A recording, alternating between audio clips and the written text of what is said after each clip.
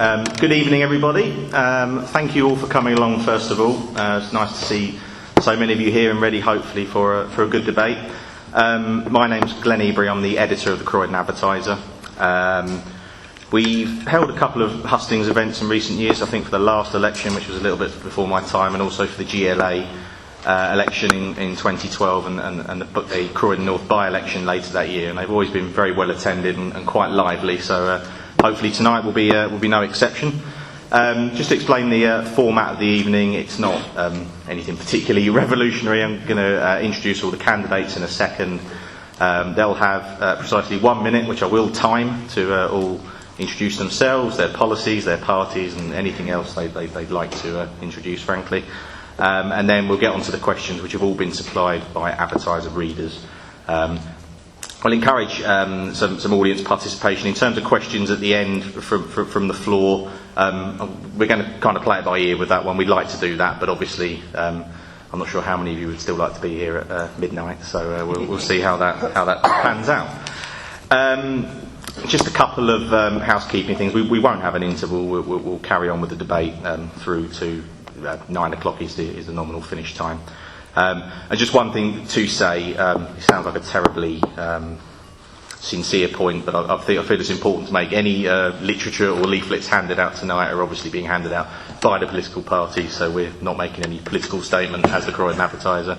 I will also just be here to restore order, I'll try anyway, and retain neutrality. I even, when I got ready for this, made sure I wore the appropriate colour tie that wouldn't. But none of you can. It's kind of grey, so I don't know. Does that? No, I think I'm okay. Good, right. So I'm going to introduce the candidates first of all. So we'll start from this side of the table. We have John Jefkins for the Liberal Democrats. John lives in South Croydon and will be for the third election in a row standing in the Croydon ward. He's been a member of the party for 40 years. Next to John is Mike Fisher for the Conservatives. Mike has been the leader of Croydon Council since 2006 and he's going for his third successive election victory. He represents the Shirley ward and was first elected to the council in 1990. To my side here is Tony Newman, the leader of the Labour opposition, who previously led the Croydon Council prior to 2006. He's again standing in the Woodside ward and is a full-time councillor. Then we have Peter Staveley for Ukip. Peter is a transport consultant for bus and rail companies and will be standing in Addiscombe, the ward in which he lives. And finally we have Tracey Hague for the Green Party, who, like John Jefkins, is standing in Croydon.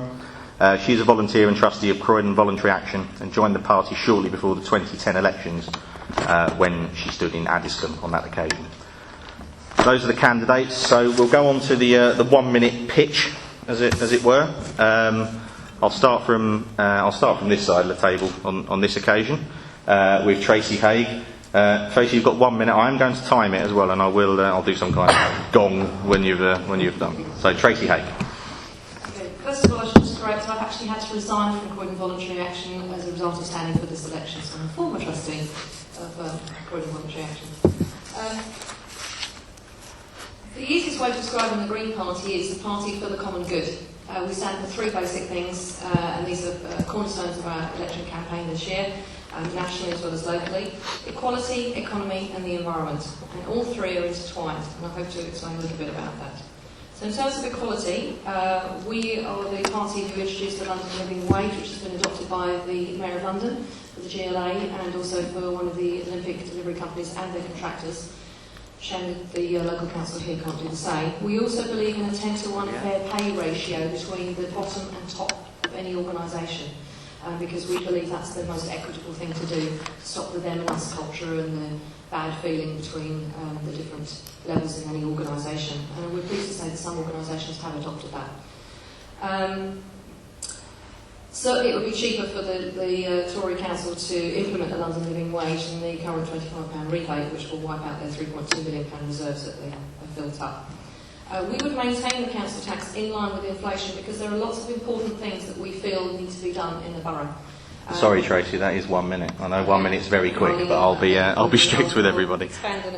Okay. Peter Staveley next for Ukip. Hello. Obviously, you are familiar with our main policy on Ukip, which is to get rid of our membership of the EU and come out of it, and to save ourselves £55 million a day. We also want to have fair immigration rather than have the sleuth before the Eastern Europeans or the people from the EU. But talking about the local issues, I think you've all been to or heard the webcast from the council meetings, and you've noticed that they just really shout at each other, and they all vote according to their party whip. That means that it's the two leaders who decide how their party is going to vote. We do not have a whip. We will listen to the residents and businesses of the wards that the councillor has been elected into, and will vote accordingly. Thanks, Peter. That's 1 minute. Next for Labour, Tony Newman. Thank you very much. Actually, if you've heard the council meetings, it's mainly Mike Fisher shouting at me, but that's something for me to get over. Of the two main parties here, we're the only one, I'm proud to say, we've got a manifesto here, ambitious for Croydon. We've actually put down in writing what a Labour council would do, what it would look like, what its commitments are, and what are the tough choices we would make. We would certainly end the current waste we see in the council. It's the only organisation, I think, left in the country spending money like it's going out of business. £140 million on a council office, £4.5 million on new furniture for it, £20 million on a consultant budget. We actually think the council tax should be frozen until 2016. We think budget should be devolved from the council into local areas, and local people given much greater say over the decisions that affect them. Our priorities are to clean up the fly tipping epidemic, as reported in the Advertiser last week, that's gripping Croydon, make every street clean and safe, put some more investment into neighbourhood police officers, set a 30% affordable housing target, not the current risible 10% by the current council, and make it local housing and jobs a priority. Thank you very much. Thank you. Okay, next for the Conservatives, Mike Fisher. Thanks very much. I mean, our record stands on what we've done over the last 4 years. We've got council tax under control. We inherited council tax completely out of control under Councillor Tony Newman, the Labour Party. 108% increase in the previous 12 years. We've now effectively cut it by 4.5% in real terms over the last 8 years. So that's council tax under control so that people can budget. At the same time, services have been improved. Recycling up from 16% to nearly 48%. Education standards rising year on year, even when nationally they're not. Adult social care, one of the best in the country, and we're regenerating the borough. We've brought Westfield Hammerson here, delivering thousands of new jobs, 16,500 new jobs over the next 5 years delivered by this Conservative administration, together with 27,000 new homes. That's our record. That's what we've done. We want to continue doing that and making sure that all the people of Croydon can enjoy the prosperity that this council has helped bring about. Thank you very much. And finally, for the Liberal Democrats, John Jefkins. Thank you. I'm sorry we dispute some of that.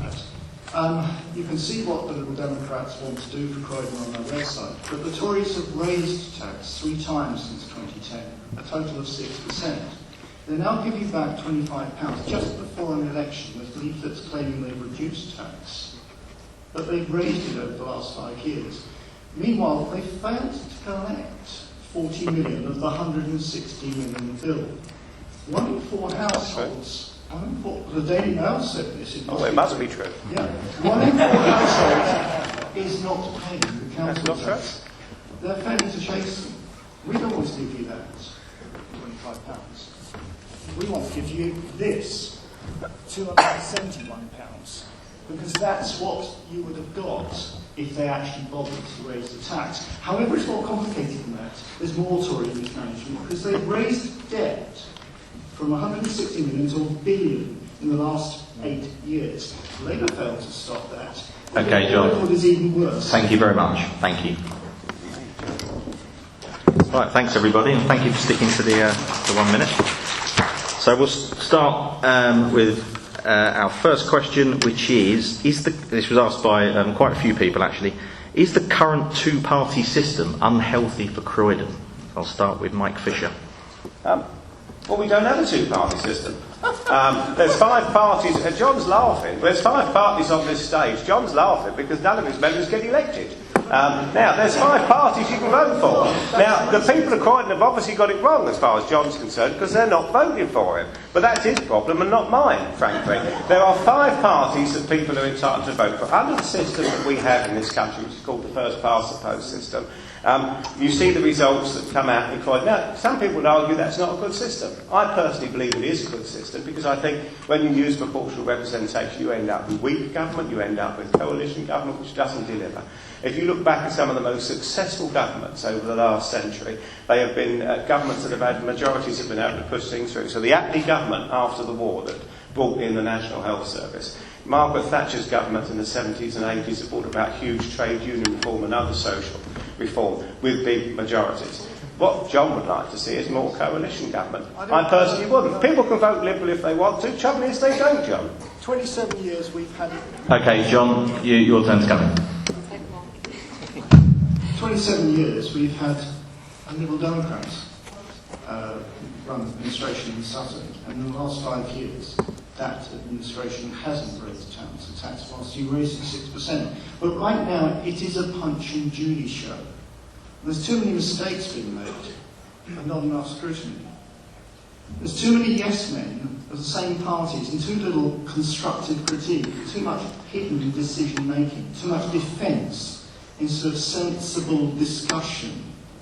How else did this billion in debt happen? How else did the council spend 4 million on furniture for the new offices or get fleeced by Mentor on the bridge to nowhere at East Croydon? Too many mistakes, and that's why we need the Dems on the council. Tracey Hague. I would say yes, the more variety you get, the better consultation, the wider range of opinions you get, the better governance you get. It's true that the Greens have control, well, not outright control, but control of Brighton Council. It's our first one. But we've got over 120 councillors across the country. Some of them have been in post for over 2 decades. So there is some kind of a track record there. And the Greens have managed, with the undemocratic first past the post system, to get our first MP in Parliament. We have a long track record in Europe as well. The Greens in Europe are the 4th largest political group. We work with other parties on an issue-by-issue basis and get the right policies in to make a difference for everybody. So yes, we do need to stop this two-party system. Pete Staveley. Yes, as I mentioned earlier, what you're seeing in the council is the 2 main groups just simply voting as a group. You can predict the votes without even having to have the debate. I don't know why we bother having the debate. It's all it is just theatre, and surely the best place for the theatre is the other side of this building rather than the council chamber. What we want is an administration that will make proper decisions and is truly accountable and works towards the wishes of the residents and businesses of this borough rather than the wishes of a small group in the council. Certainly we would want to have as much democracy as possible on the council, and of course we have a good chance of getting a councillor into this council because of it being the same day as the European elections. And of course we will win the European elections nationally. So Okay, thank you, Peter. And finally, on this question, Tony Newman. Thank you very much. Look, I think the council does need to be opened up. That's why in our manifesto we're very clear indeed that the council should be far more transparent. On day one we'll put webcasting cameras back into the council so people can be held to account and see democracy in action. I want to see the scrutiny committees of the council far more open, far more cross-party. I want to see people from residents' groups more involved. And as I said at the start of the introduction, very keen to see the council actually devolve some budgets to the community so we get more members of the community, regardless of political parties, actually taking part in how money is spent in the area. So I think we can do things like that. But I do think I hesitate to use the words I agree with Mike. But on the basis that the Lib Dems, betrayed a young generation over the betrayal of tuition fees, and are now complaining that people in this country don't trust Nick Clegg and don't want to vote for them. That's the democratic choice of the people of Croydon. So I think there is a lot more we can do to actually open up the town hall, as I've said. But I think that we should actually respect the voters, and unlike Peter, I'm not going to predict the results of any election, because I think we've all got a duty to, starting tonight and beyond, be talking to the voters, and let's see what they say on the day in all elections up and down the land. Okay. Very briefly. You get what you vote for. I thought you were going to answer a specific point on tuition fees. Yeah, the specific thing on tuition fees. We can deliver, we've managed to make it so that 85% of students will not have to pay back those tuition fees. Okay, thank you. Next question, I would say, is probably the most, certainly one of the most commonly raised issues in the questions we received. And it's that Croydon has a significant problem with litter and fly tipping. How would each party clean up the borough and help to catch those responsible? And I'll start with John Jefkins. Sorry? The litter epidemic, yes. Fly tipping. We really do have an epidemic of this. And it's partly caused by Tory cuts to rubbish collection. We have to have a more sensible approach. There are parts of this borough where it's not sensible to have a 2-weekly collection. People haven't got the room outside their properties. South of the borough, there is the room. The incinerator is relevant to this, because it will save Croydon £2 million a year that they ought to be spending on the fly tipping problem. We do need better enforcement. Cameras on hotspots, maybe camera vans. They're very good at enforcing the parking restrictions, yellow lines.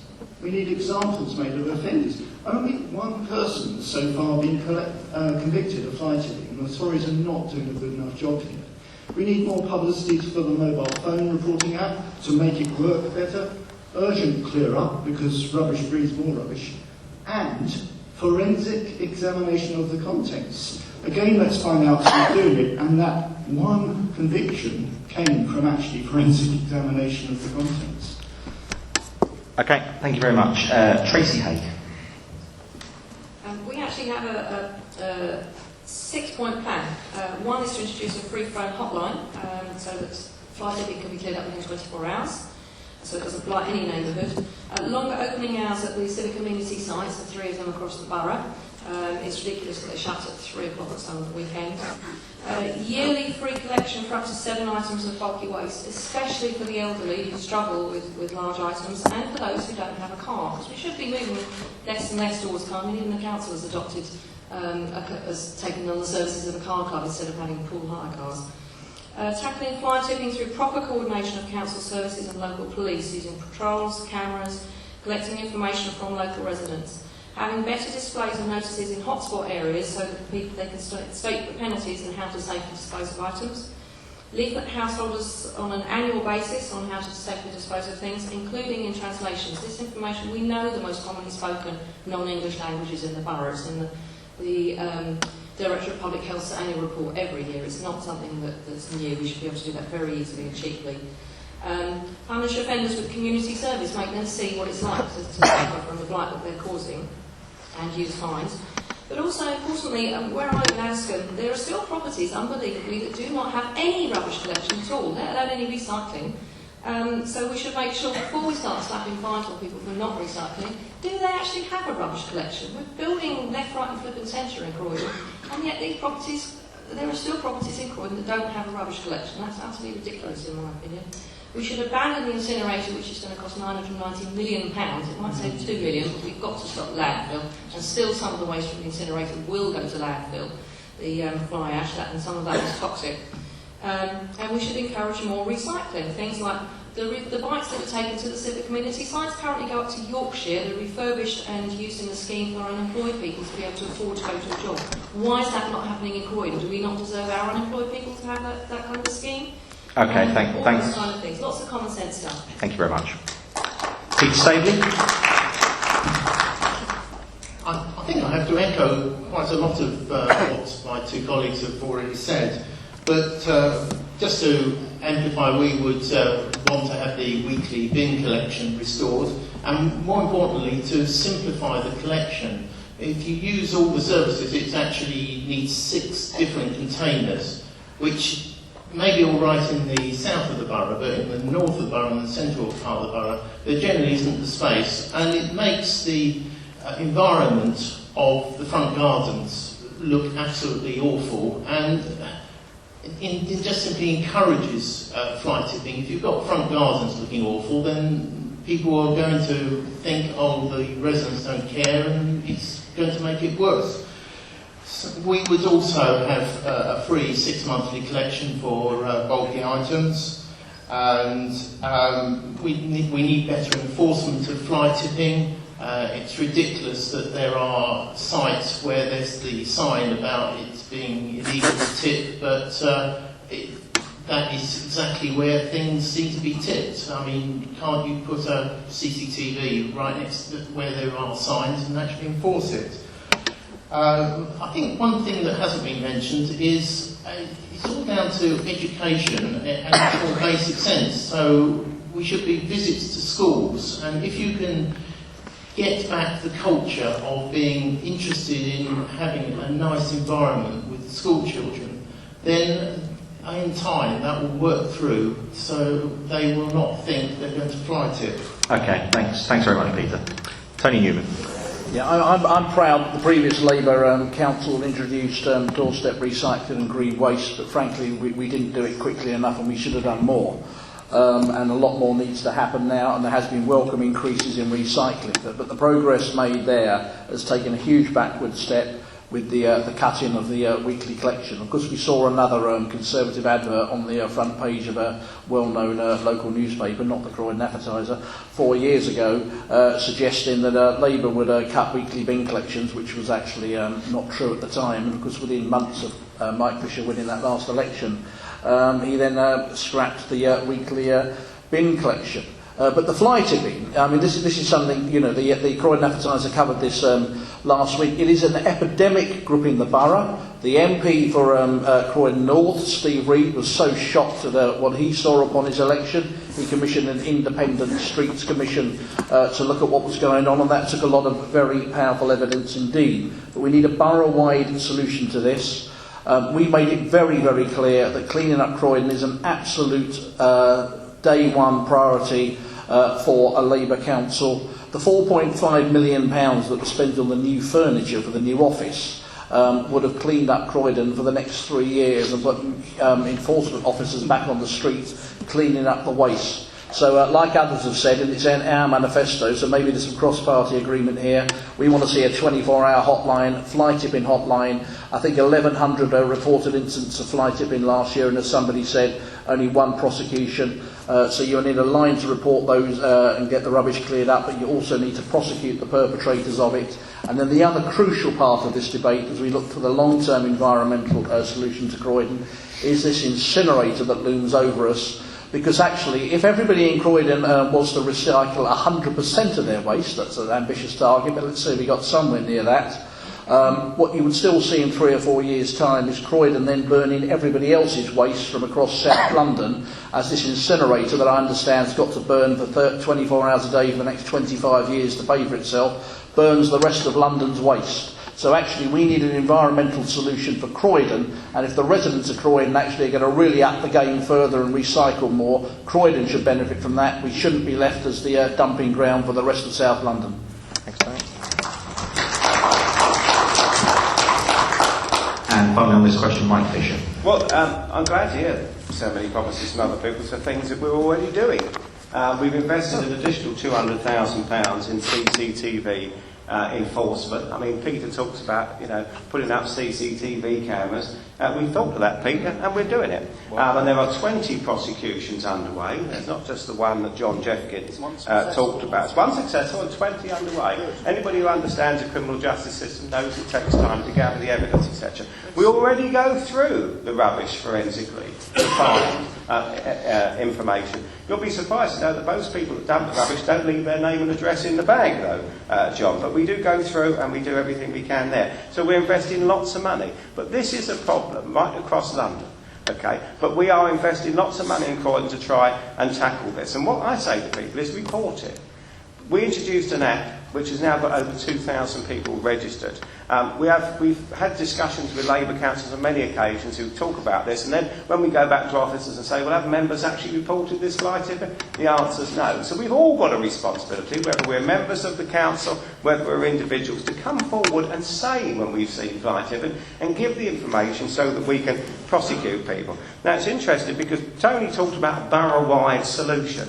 But Labour's borough-wide solution to this problem was to have an independent commission that only looked at the north of the borough. How borough-wide is that? And then one of his other solutions is to look at a sort of services apartheid, where in some parts of the borough you would get more regular collections of waste, and in other parts of the borough you would have to wait even longer to have your bin taken. So if you live in the south or the centre of the borough, you will wait longer and longer to have your waste taken away under Councillor Newman's plans. And if you don't believe it, that's exactly what he did before, because before 2006 there were some roads in the south of this borough that only got swept every 8 weeks. And one of the first things we did when we came to power was to make sure that every road in the borough was swept at least once a month. That's exactly what we've done. So that, you know, when Tony talked about a borough-wide solution, it's a shame he never did it in the 12 years that he had. Okay, thanks a lot, Mike.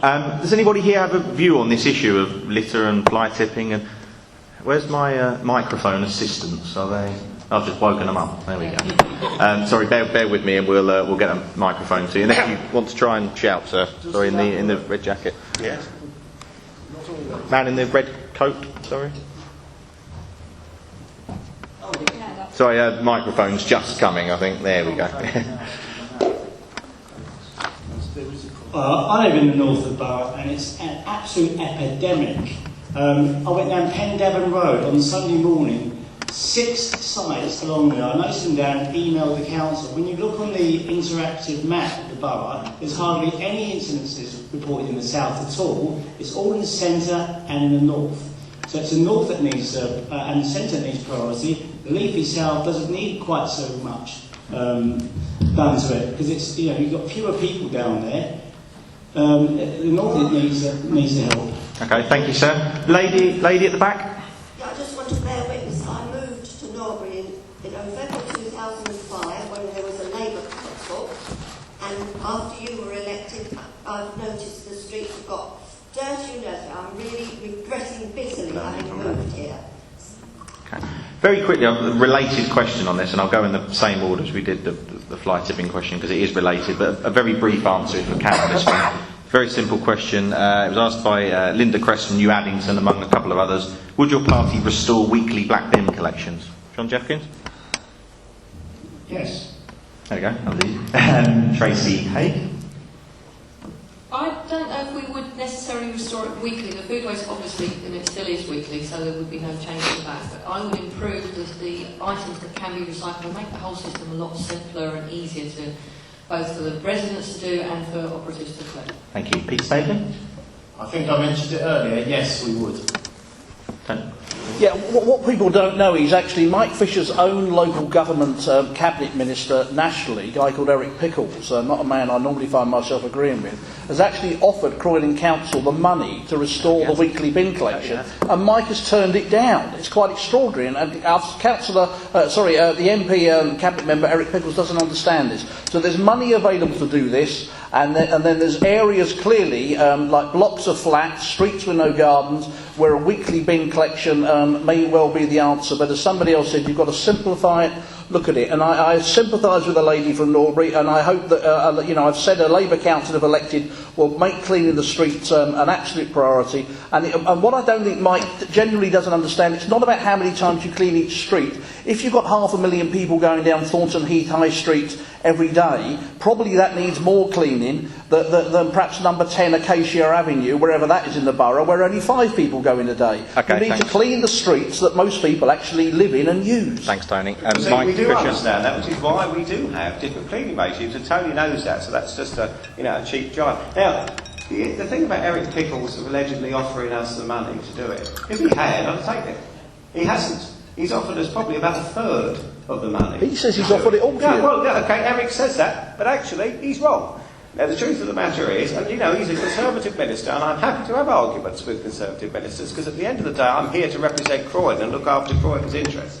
Now, if he'd have offered us all the money, perhaps we would do it. Truth of the matter is, though, all of these people that say they would go back to weekly recollections haven't told you how they're paid for it. We are looking at more cuts of around £100 million a year. John's pointing at his sign there. We'll come on to council tax collection later, because he's wrong on that as well.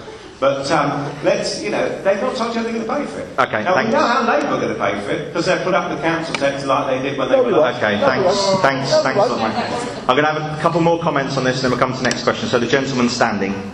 Yes, I'm concerned about the food waste. Simply because people are not buying the bags anymore, because it costs money. So the food gets rotting in the streets and things like that. Surely someone should sort this out. Okay, thank you.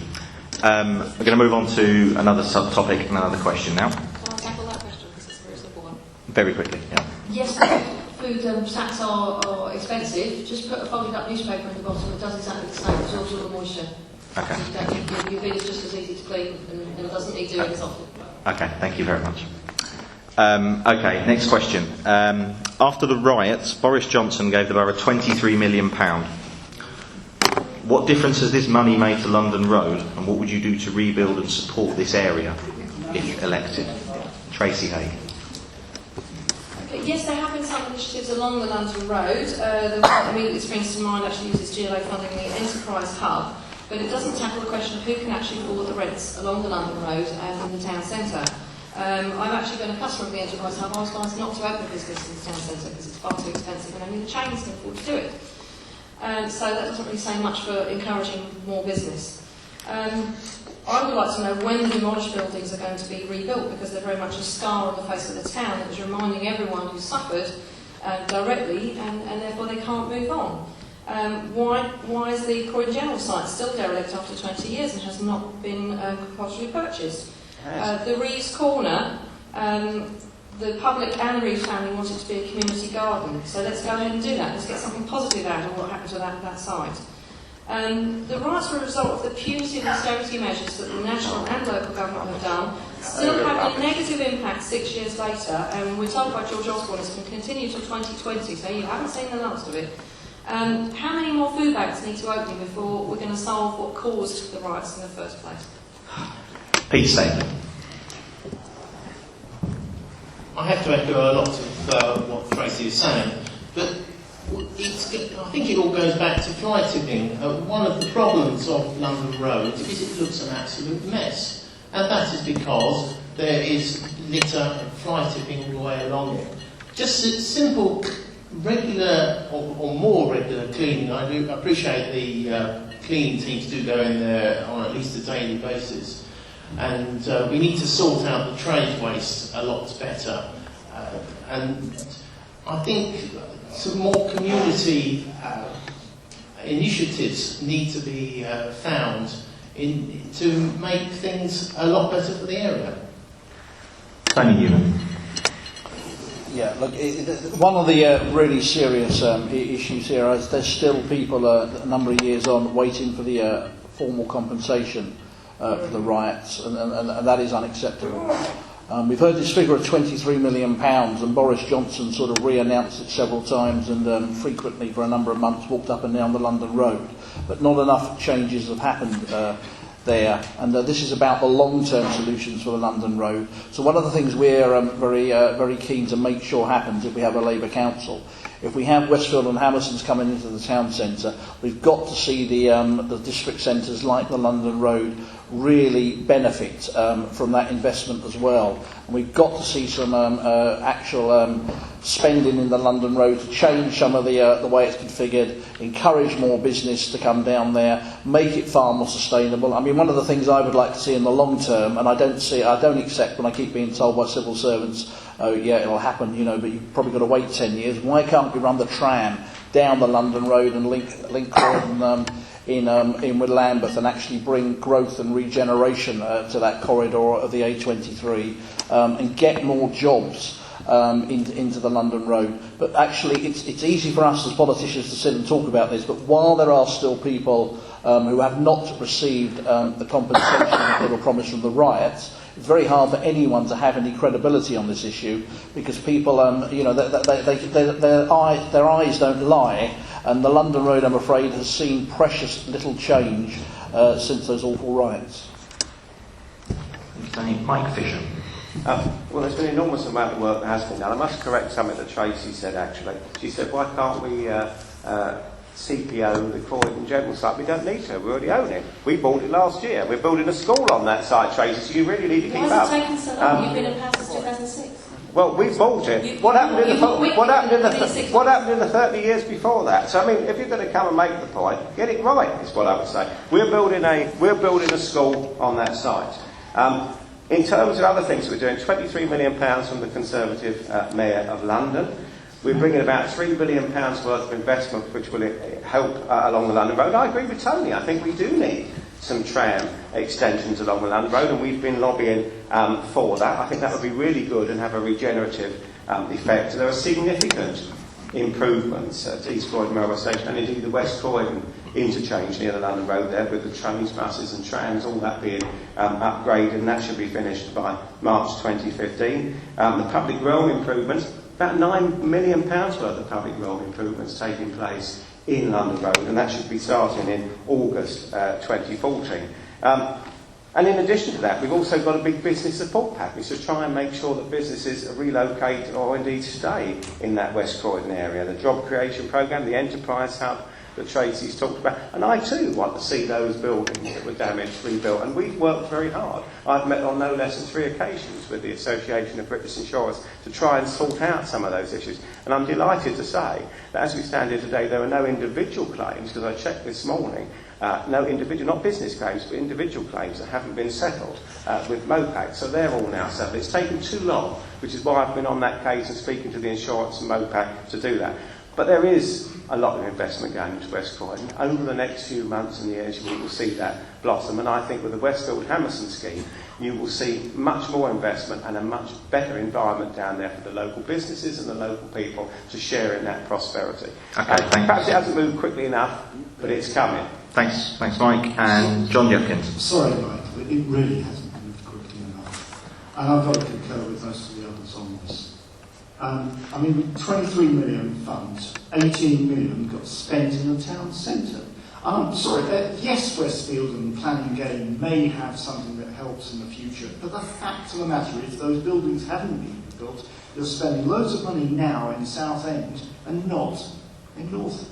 Well, I just told you it started in August. You've got to listen, Let's see it. Well, in August you will. This injustice breeds more distrust. We have to carry people with us on this, and you aren't. And there's also a false economy, this council to cut spending on youth services. The very thing that breeds this in the first place. This council is focusing too much on improvements to Westfield and South Croydon instead of balancing improvements across the borough. Okay, thank you very much. Does anybody here have a view on London Road and the aftermath and response to the riots? Gentleman with his hand up in the middle there with the grey T-shirt.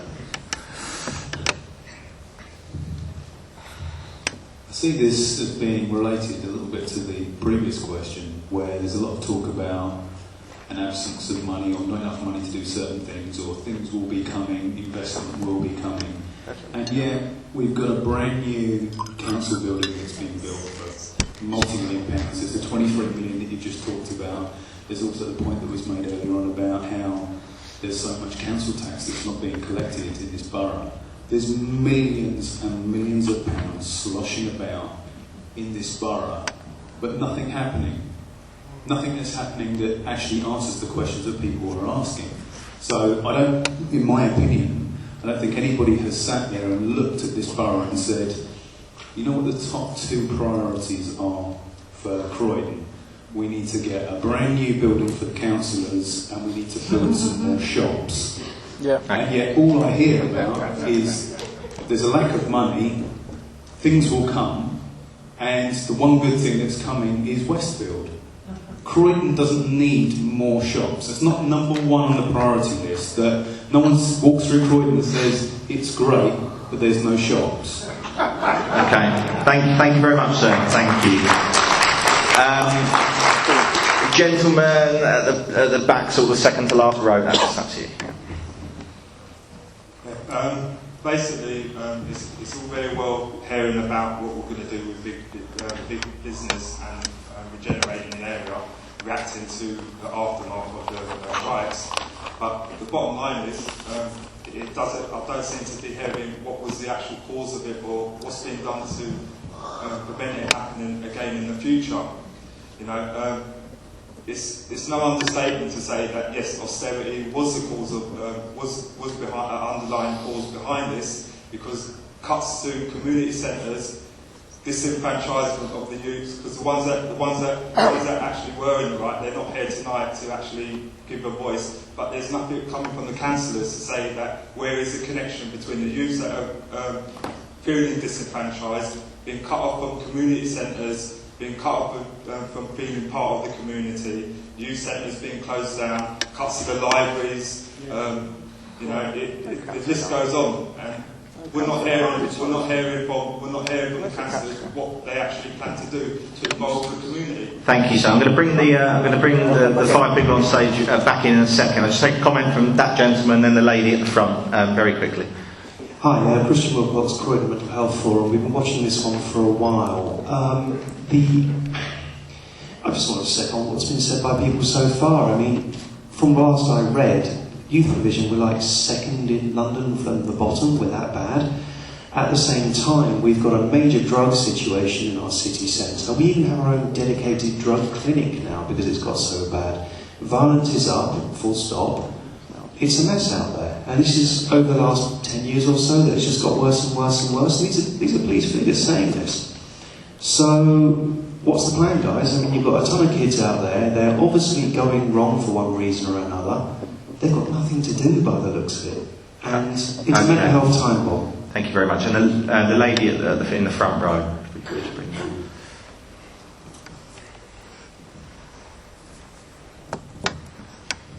Hello, Mike.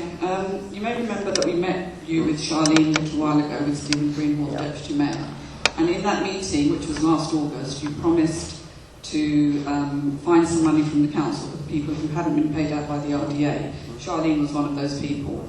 And in fact, the Deputy Mayor himself said that he was surprised that you hadn't found some solutions from within the money that you'd already been given, or the 23 million, to find some solutions for people like Charlene, who didn't get very much from the RDA, and the Rosarios, who actually weren't paid anything at all.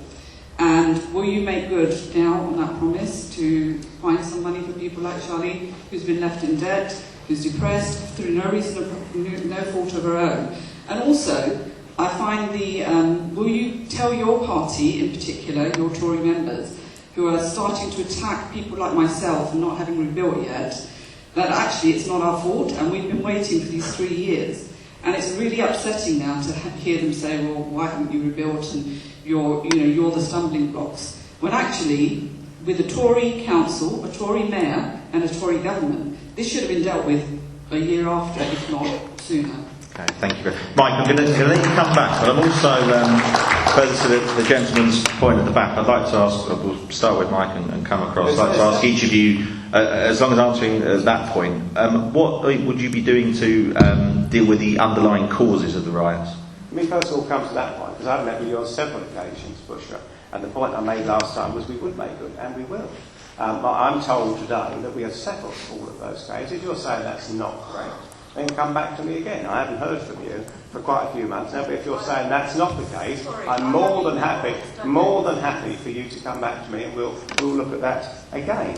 But I do want to correct some of the other things that have been said, because people keep talking about council tax collection rates. I'm very happy to talk about council tax collection rates, because our council tax collection rate this year is 96.2%. It's gone up every single year under a Conservative administration. That compares to the 92.8% that we had under Labour. So when we're talking about council tax collection rates, we collect nearly 5% more council tax than Labour ever did. So where John gets his 40% uncollected from, I don't know. You're with the Daily Mail. So, there's a man that relies on the Daily Mail for his facts. So there we are, we're in trouble there. When you talk about Bernard Weatherall House, there's a misconception here. Tony Newman told people 4 years ago that it would cost every single council taxpayer £1,100 a year to have Bernard Weatherall House. Where is it on the bill? Where is the £1,100? I'll tell you why it's not there. Because what we have done is put together a system whereby we invest with a company, John Lane, we put in assets, they put in money, which means it doesn't cost the council taxpayer a penny. That's the truth of the matter. What Councillor Newman wanted to do was to refurbish Taverner House at the cost of 40 million, which would give it a 10-year lifespan, then spend at least that again a few years later. How is that good value for money? Okay, thank you. Thanks, Mike. I'm going to bring Tony in on this, and then let the three of you have a say on the issue, and then we'll move on to the next question. Okay, and I won't lose the original question, which was actually about the riots and the cause of it. But look, on this council office, apparently at the start it was going to be free, which everybody found hard to believe. If you now look at the council's books, you'll see that there is borrowing up, and I think going beyond the £140 million to actually pay for it, and that is approximately £1,000 per household in Croydon for the next 30 years. And as somebody else said in the audience, the idea that as the globe and the country went into austerity, as the financial crash of 5 or 6 years ago, the priority for Croydon Council was to provide a new office for councillors and staff. Most of the 400 staff who lost their job in this council have said to me personally that they'd rather have kept a job delivering services for local people in albeit an older office than be in a plush new office with half their colleagues sacked. So let's be quite clear, Mike can't get away with that one. There is a cost, and anyone who believes otherwise, it's a fantasy to think you create a building of that size for no cost. Because the other assets that Mike talks about that he's handed into this regeneration vehicle, they are taxpayer assets. That building could have actually been the equivalent of 10 or 11 new schools for the borough, coming to the question from the back. We've got a school places crisis in Croydon, and we could have built new schools with that money, but instead we built an office for the council. It's frankly preposterous. Now look, coming to the riots, nobody can condone. Let's be quite clear, 98% I think of or 99% of the young people of London, including Croydon, did not riot, whatever the provocation that there might have been, and there were some actual awful acts of criminal vandalism on that night. However, to understand some of the underlying issues, you have to look at youth facilities, you have to look at community engagement, you have to look at what's happening to young people out there, and a lot of it isn't good enough, and we've got to make sure that youth unemployment continues to come down with high quality jobs. One of the most shocking statistics that I saw last week when we had Rachel Reeves in Croydon, who's Labour's shadow minister on this issue, was that Croydon was named on Friday as the place in the entire country that has seen the highest increase of people in work but having to claim housing benefit to subsidise low-skilled, low-paid jobs. And that had gone up from 1,000 to 12,000 in the last 4 years, and Croydon, for all the wrong reasons, was named again. So we need high-skilled, high-quality jobs in the borough. We need young people to get apprenticeships and training, and then we need to move forward. But we will not move forward, I think, until we have had the issues about those young people and others who are still waiting the compensation and the promises. We keep hearing from Boris Johnson and Mike Fisher, it's always jam tomorrow, people want action now, and then they can move on. Thank you. Thank you, Dan. Peter, would you like to come back in on the issue of the causes of the riots? Yeah, well, the cause, there's obviously very many causes, such as the loss of youth service, but nationally there are 1 million people between the ages of 18 and 24 that are unemployed. And they're unemployed because of the increase in the number of unskilled workers without a commensurate increase in the supply of unskilled jobs. So it is the demoralisation and the reduction in wages that is part of the problem. And you mentioned about the disenfranchisement of politicians. And that is another issue. Young people tend not to vote because they just think that politicians ignore them and they don't do anything for them. And we've got to resolve that. We've got to get people who haven't voted back voting. And also we need to make sure that there's tough sentencing for any offences that are committed. Tracey Hague. The Green Party has a basic philosophy that public services should be run for people and not for profit, and I think that's something that often gets forgotten by a lot of mainstream politicians. I sat on the scrutiny as committee for health, housing and social care for 3 years, and it gave me a big insight into all those 3 issues, but especially issues for young people. I actually sat on one of the last task to finish working groups, which they can't now do because there's not enough staff in the town hall to facilitate those kind of groups to pop up, explore an issue in depth, and then produce a report, and then the council consider the recommendations. We looked at speech and language therapy, and I was shocked at the number of young men in the prison system who have been failed by the education system. They come out at the age of 16, 17, 18. They do not even have the basic literacy and numeracy skills that people should have at the ages 10 and 11. So it's no surprise they turn to crime. So we need to sort out the education system as well, but maybe that's something we'll leave for another night. But I definitely feel that more organisations locally should be able to bid for council services, and we should go back to the system of running public services as they should be for people and not for profit. And John Jefkins. Going back to the cause of the riots, yes, there was a sense of injustice. Yes, youth services play a part, but basically this was opportunity and for vandalism and theft. And, you know, there's no excuse for what actually happened there. What we do have to do is clear it up. It's a bit like a fly tipping again. We do need to support policing by consent.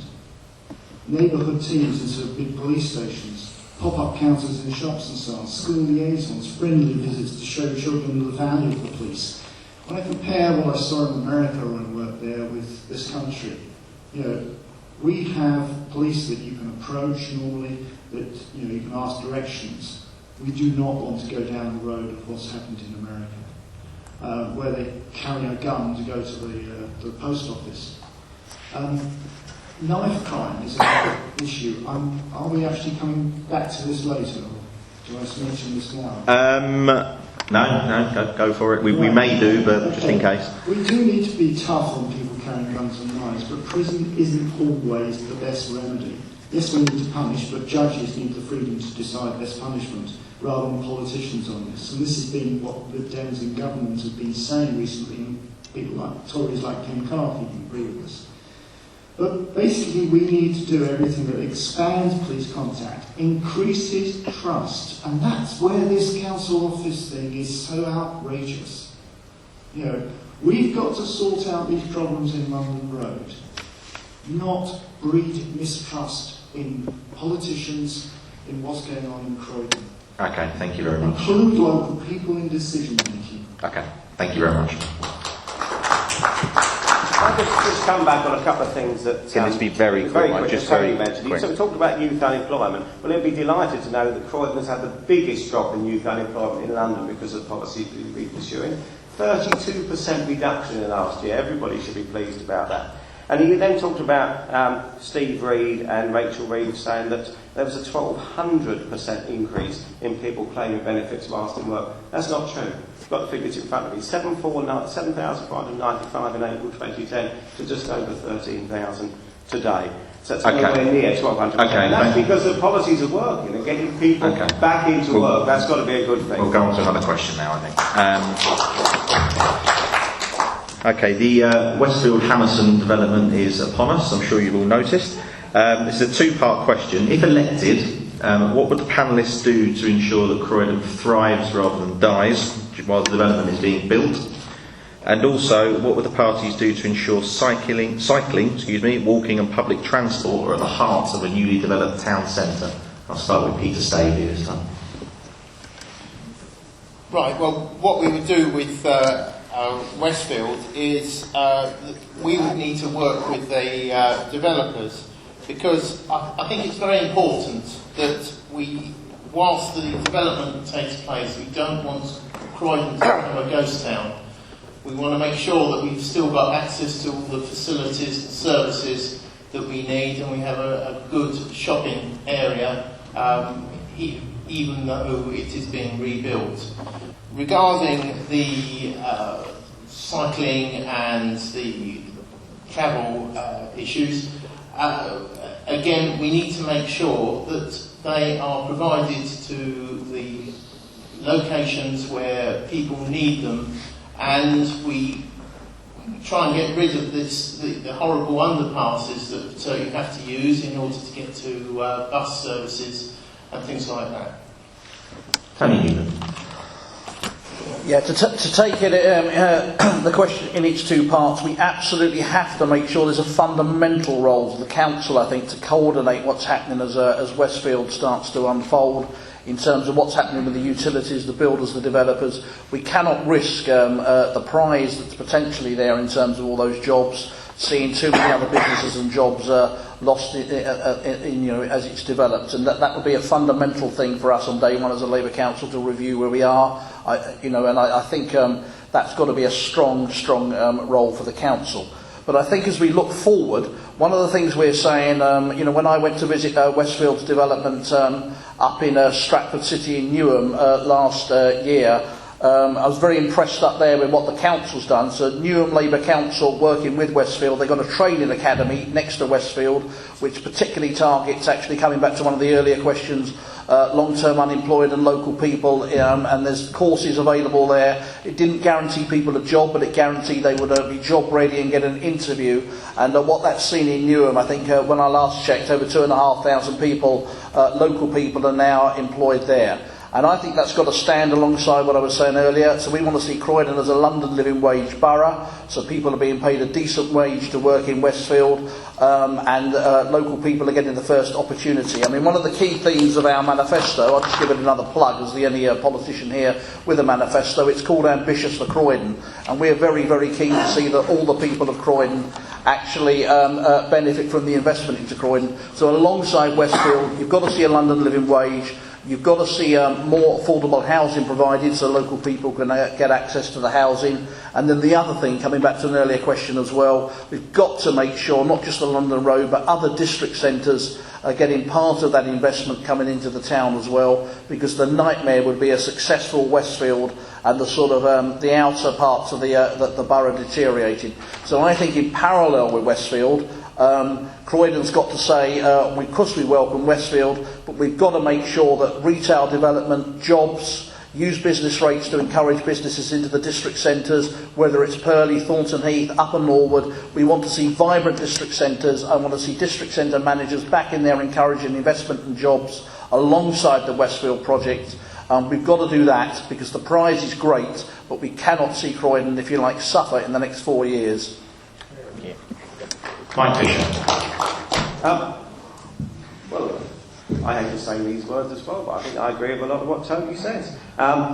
We've worked very hard to get to this stage where we've got Westfield and Hammerson coming over the last 4 years. I lost count of the number of meetings we've had prior to them making the decision, first of all, to get together. I was meeting with both Westfield and Hammerson separately, both of whom had an interest in developing the town. We played a big part in bringing those two together along with the Mayor. And they're now investing over £1 billion in our town. That shows the confidence they have in the town. And it's very important now that we make sure that that money and those opportunities that come with that are shared right across the borough. Now, Tony's already talked about the Retail Academy that was set up in Newham. We're doing exactly the same thing here. We want to make sure that our local people have all the skills that are necessary to be able to access those jobs. I was asked at a meeting last week, would I commit to trying to get 50% of those jobs to local people? And I said then, I'll say again tonight, I'd be disappointed if it's as low as 50%. I want as many of those jobs as possible going to Croydon. People going to Croydon, young people, getting our people into employment and enjoying that prosperity. And we're working very hard with Westfield and Hammerson throughout the construction period to make sure that we are looking after the businesses that are currently in the town centre and around the town centre to make sure that that disruption doesn't affect them. They're relocated to other places and can continue to trade throughout.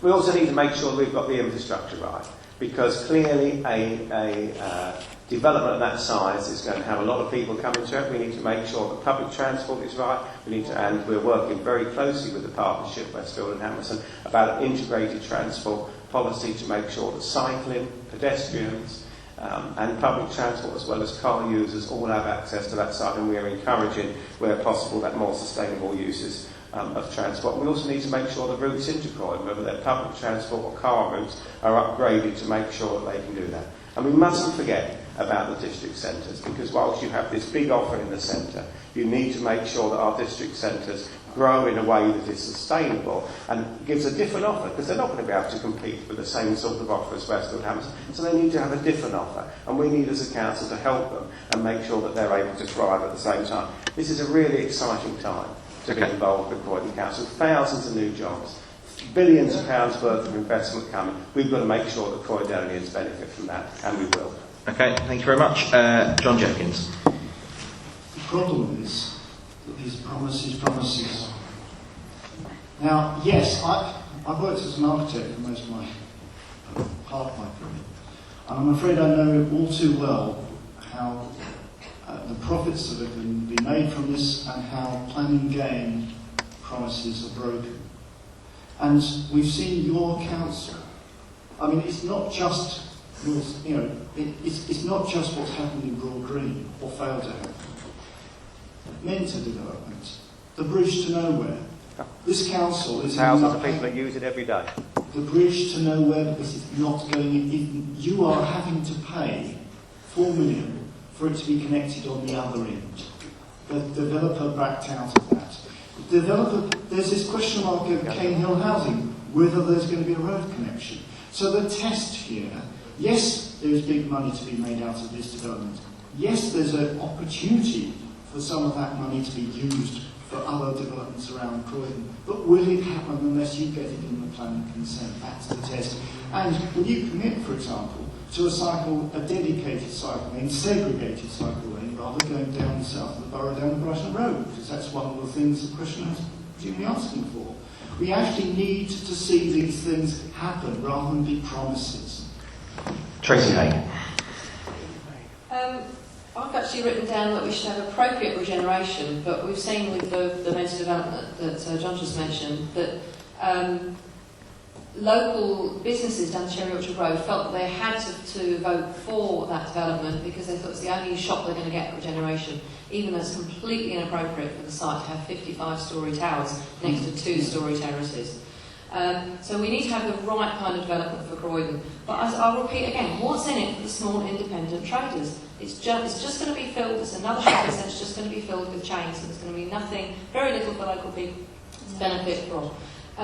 We've seen with the Section 106 agreement for the incinerator, that got voted through by Sutton Council, which is Lib Dem, because they thought they weren't going to get the money unless they gave them planning permission. It's like being held to ransom financially, and we shouldn't put up with it.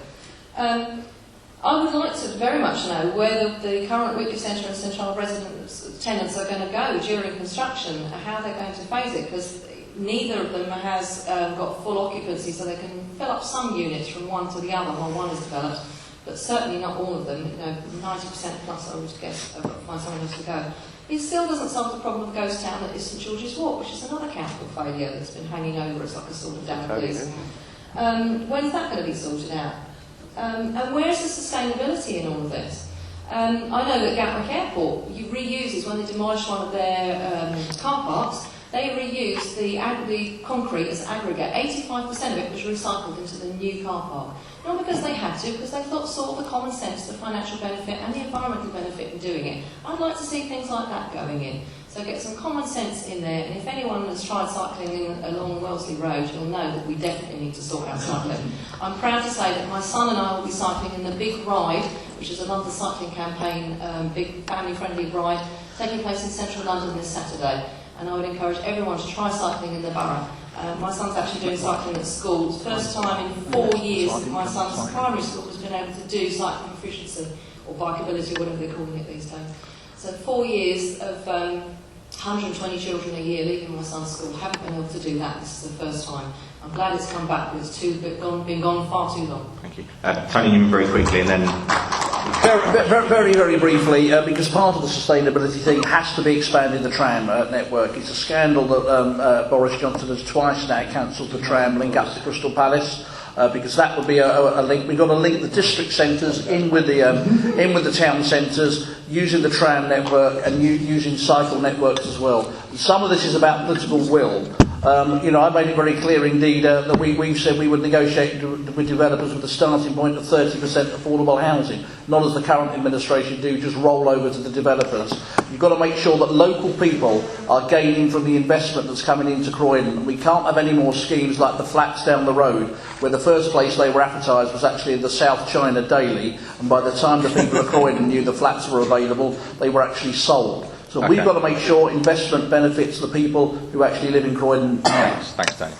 A couple of comments in the audience, gentlemen at the front. Yeah, sorry, you're not really at the front, are you? I don't know why I said that, but...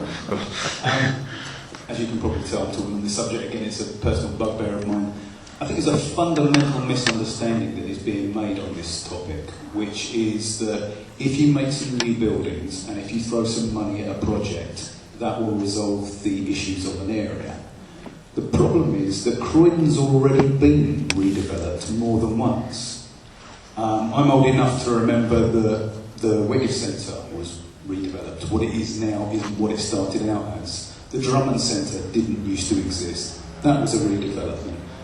On the opposite side of the High Street in Croydon, there was a redevelopment that had the Next Shops and House of Fraser and all of these things. So Croydon's had a number of redevelopments over the years, more jobs, more investment, all of these things, but hasn't got better because of it. The idea that replace a Next with another Next and you will have a better Croydon is a misunderstanding of what the problems are in Croydon. It's not because of a lack of shop. Thank you. Thanks very much, sir. And just one more for now, and then we'll get to some question. The lady at the back with her hand raised. Yeah, can I just say, I'm actually really cross sitting in this room. I'm cross with the way that people are feeling towards Mike Fisher, because he will never defend himself, he'll never defend the council, but the reason they've got a new building is because the old building was filled with asbestos. They pulled it down safely, they didn't want any outcry, we've all kept it quiet, but this council is probably the best council you'll ever have. Okay, thank you. Right.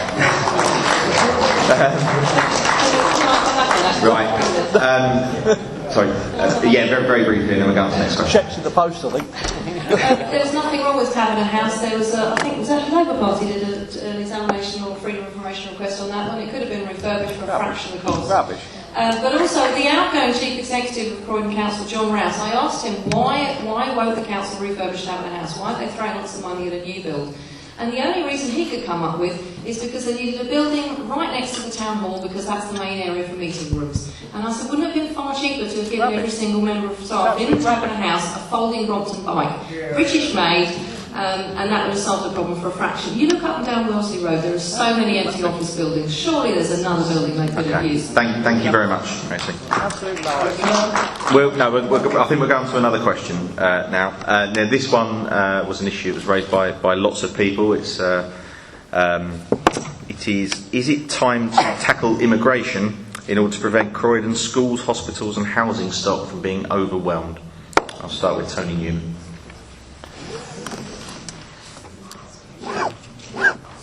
It's interesting where that question is coming from. I don't think it's about immigration that's overwhelming Croydon's housing stock and public services. If you look at what's happening at the moment, we're seeing tremendous pressure on Croydon services as people are being forced out to central London, and not just Croydon, around the outer of London. As the centre of London becomes increasingly unaffordable to many people, even those on average incomes, there's a huge migration from the centre of London out to Croydon, and that's putting huge pressure.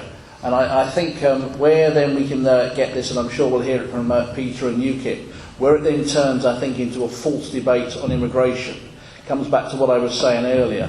It's about how do you make sure that the residents of Croydon actually have a stake in the borough? How do you make sure there's affordable housing? How do you increase the supply of housing so there doesn't have to be? There's nothing written down that says there has to be a housing supply. The current government slashed by 80% the funding to build new affordable housing. That's why there's a crisis in housing supply. The current council decided to build that £140 million new office rather than another 10 new schools. That's why there's a school places crisis.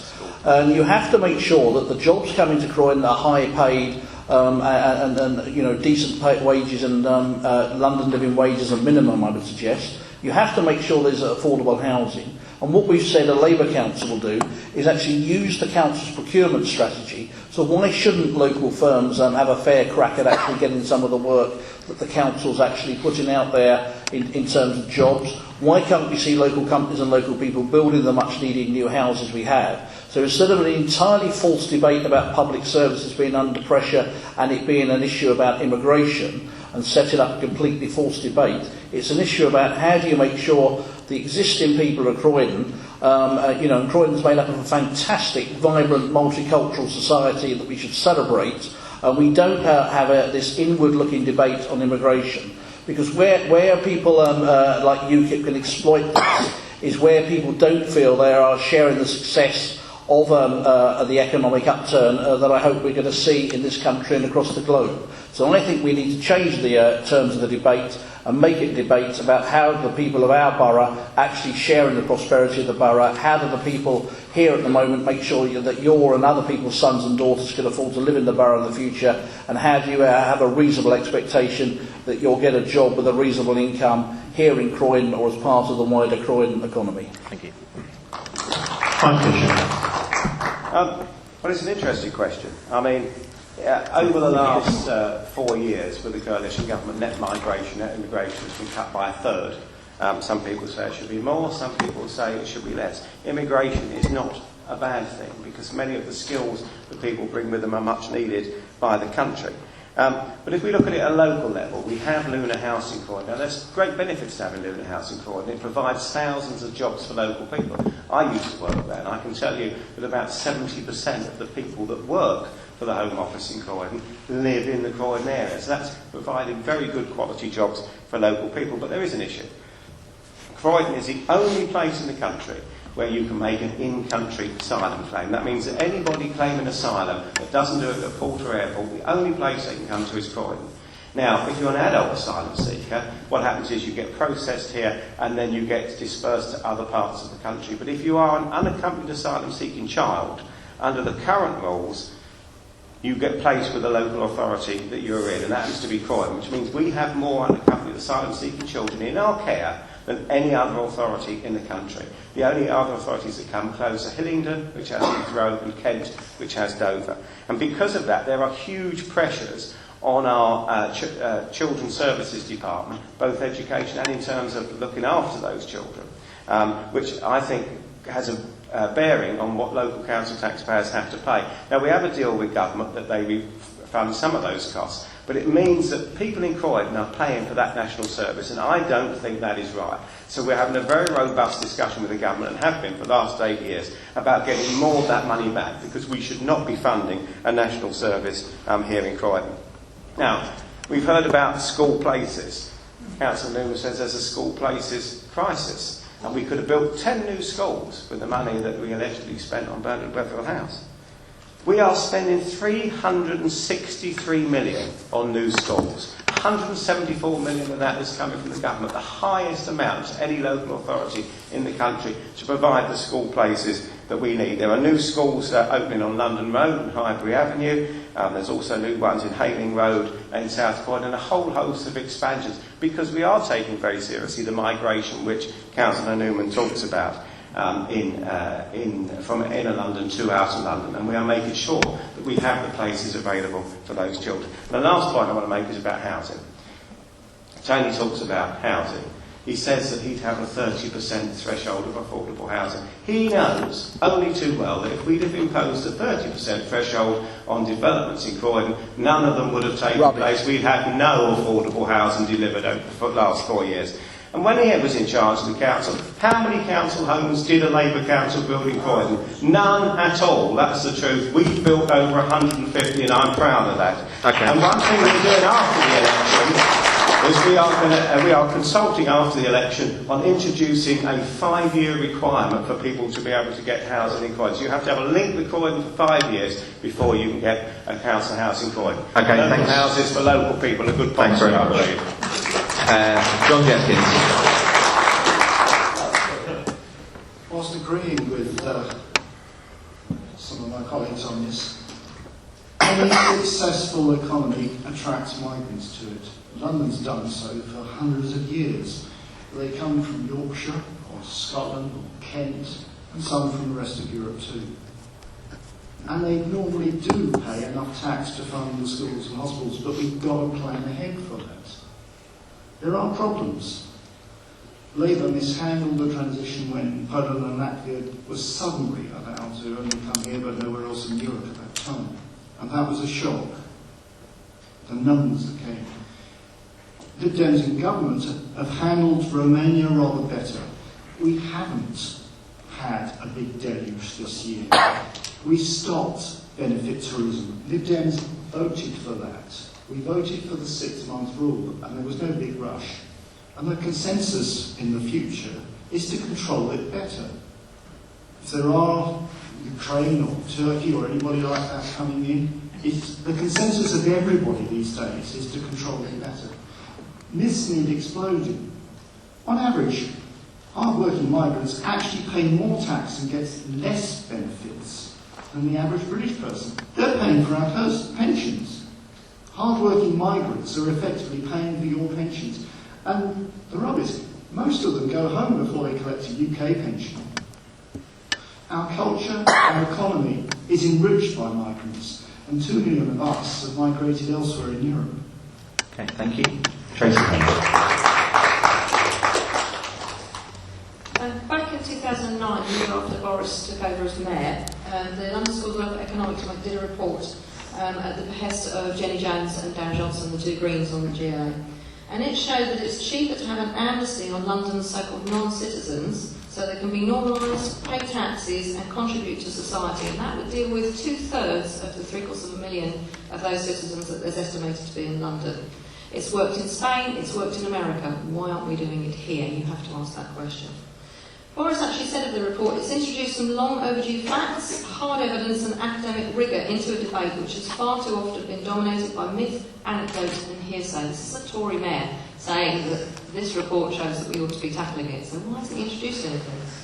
It currently costs £11,000 to remove each person from the UK. We do about 60,000 of them a year. It's going to take 34 years and cost £9 billion to do that. We need to think of a better solution. The status quo will undermine the London living wage. These are people who are left prone to exploitation. They have no access to any rights. They're not paying taxes. A large population outside the law and outside benefits no one.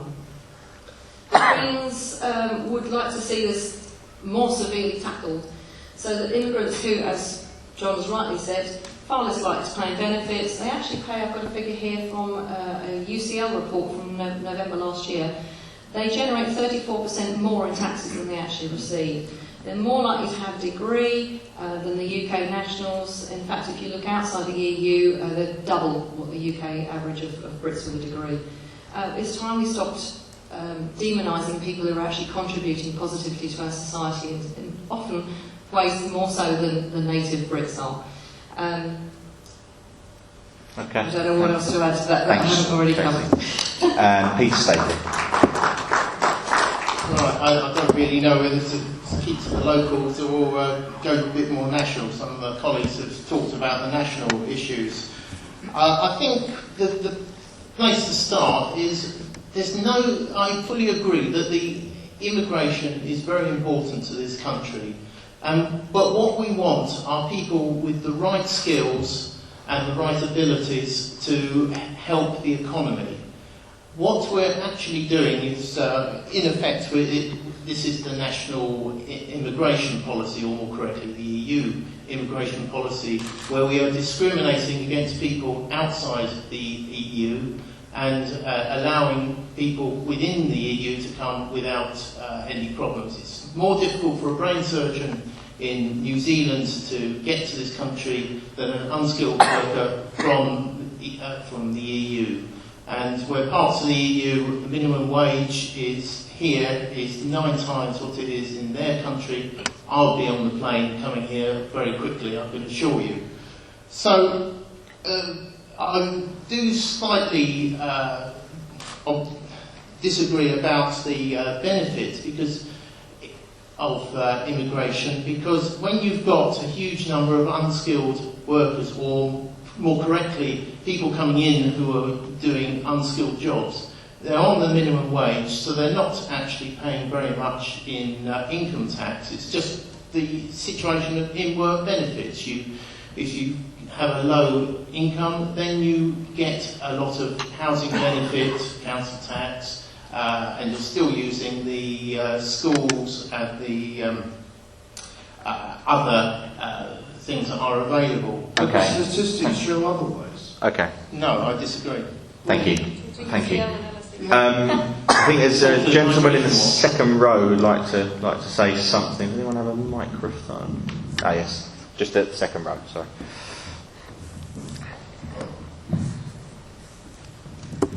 Yeah, thank you very much. Before I say anything, I want everybody here to look at me. I want to talk about immigration. I'm somebody born in the Commonwealth. I came to this country through the due process. Every details about me is in the Home Office. Every details about my parents is in the Home Office. Every detail about what I did before I came to this country is in the Home Office. Now, the situation today is, with the EU and Britain being part of the EU, it has thrown the door open. This is the argument. This is the debate about immigration. I pity the politicians sitting down there. They are very conservative with the truth. And immigration is one area they don't want to go into, especially the Labour man there. I will follow your argument. I want you to become the head of the Croydon Council. You're a good candidate. But when it comes to immigration, you've got it all wrong. The issue is this. Immigration needs to be tackled not only to protect Croydon schools, but to protect the NHS and to protect all the structures in this borough. I tell you what, immigration is a microcosm of the macro problems facing this country. When this country joined the EU, it was EEC. If you go to their European laws, it wasn't a political grouping or federal state. It was an economic grouping. But today, what this country has is every Dick and Harry can pack their bag and come to this country. This country has never been against foreigners. Even while I was in Africa, I was being taught by a British principle. The point is, open door policy cannot help any country. I have never seen a country that leaves its doors open for every Dick and Harry to walk in. Come on. The Commonwealth today has been neglected. The Commonwealth, once upon a time in this country, this country sent ships to the Caribbean to help to bring people to work on the rest to do the job here. Okay, thank you. Thank you very much, sir. Thank you. Tony, let's come back briefly. Yeah, kind of thanks for your support, but to take head on the question you actually raised on immigration, look, Ed Miliband has been very clear indeed. Labour did not get the policy right back some 10 years ago in terms of the changes then with the EU. But that situation has been toughened up now by both the previous Labour government and the current Conservative government. But you cannot have it in there too, agreement.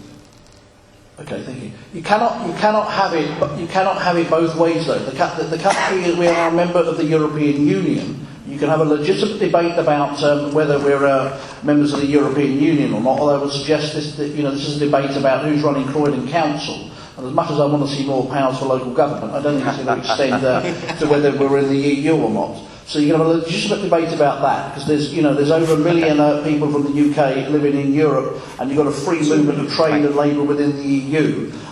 You mustn't confuse it with the other areas, because actually the country to which trade respect isn't open to everybody. It is open or more open in terms of the EU, but it is significantly not open for people from other parts of the country. Whether that's right or wrong, we could debate. I'm going to take two more comments from the audience. There's a gentleman at the back standing up, and then gentleman third row. Yeah, I think we do need to reframe this rhetoric about immigrants, because you have to consider that immigrants are actually the victims here, right? And you have to consider it from that point of view. In their countries, they're facing tough conditions, and obviously the conditions are good out here. But what you really need to be looking at is the Tories. They're the real threat to the public services, and the main political parties that back up the Tories with attacking the public services, because without a doubt, privatisation of public services are what is what actually is, that's what's Okay. restricting public services. When you look at the libraries, they've been privatised. It's a fundamental source of the community that people could go to the library, students could go and learn in the library. Same with the housing. We talked about housing, you touched on the housing, new development, but the Tories have actually privatised it with their Help to Buy schemes. Right? They're not doing affordable housing for the local residents again. Right? Croydon is one of the boroughs that have got the highest intake of homeowners, right? But now it's getting impossible for people to buy properties, and it's privatised. The reason why it's privatised because a lot of the new builds are being sold off-site. Right, so it's difficult for... Thanks. I'm going to let Mike come back on that in a second, because that was a sort of a direct question, but just very quickly, the gentleman in the third row.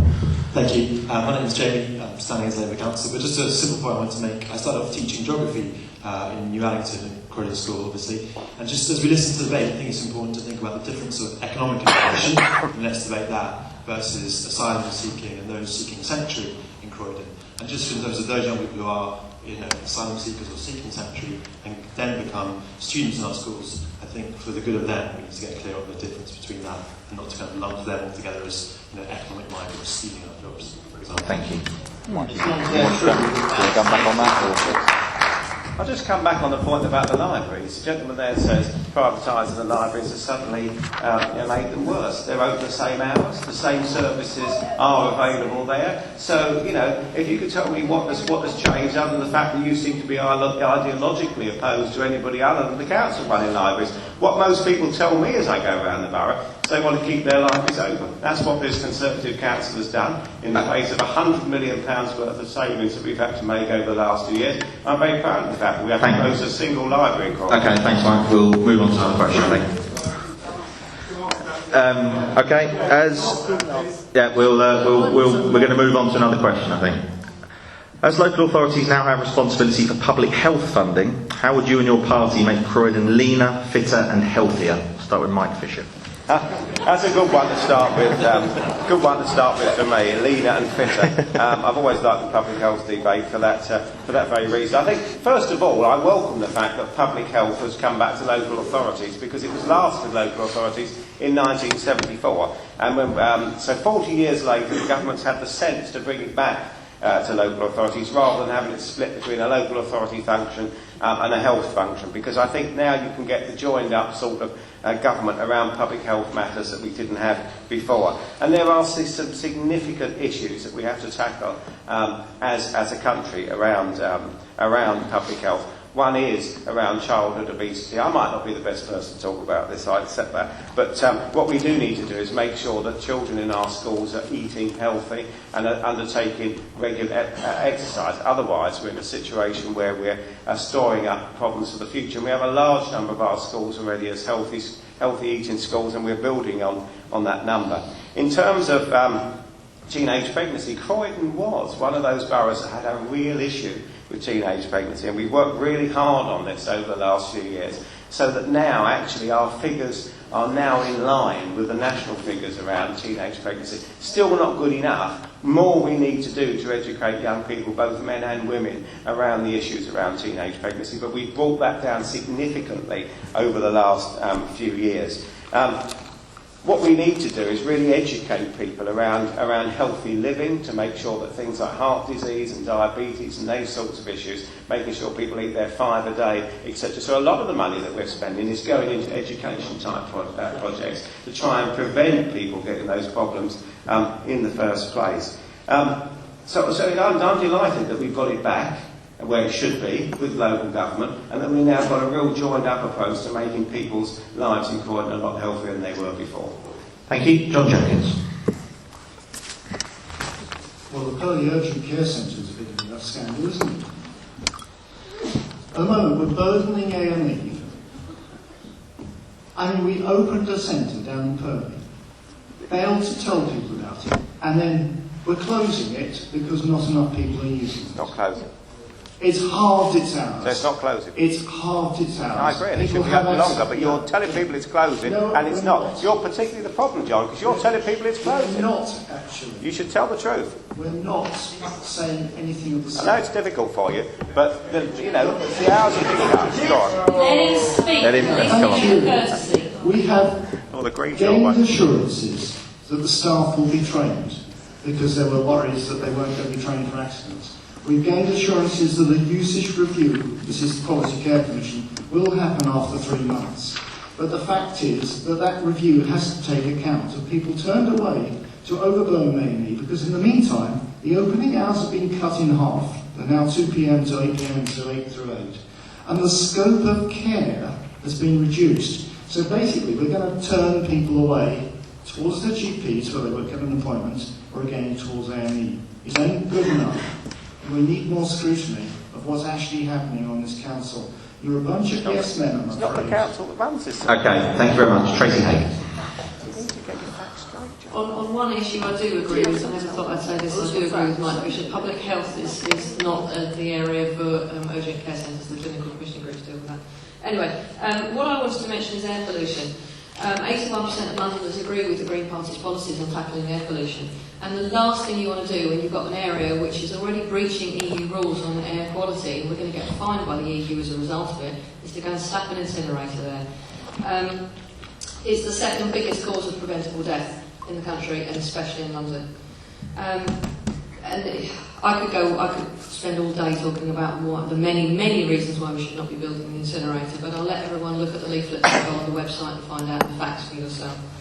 I'm pleased that the Labour Party agrees with the Green Party policy of about 20 years plenty to introduce 20 mile an hour speed limits where residents want them, and when the Greens have adopted this policy elsewhere in the country on a street-by-street basis, explaining to people the pros and the cons, we get an overwhelming number of residents voting for it.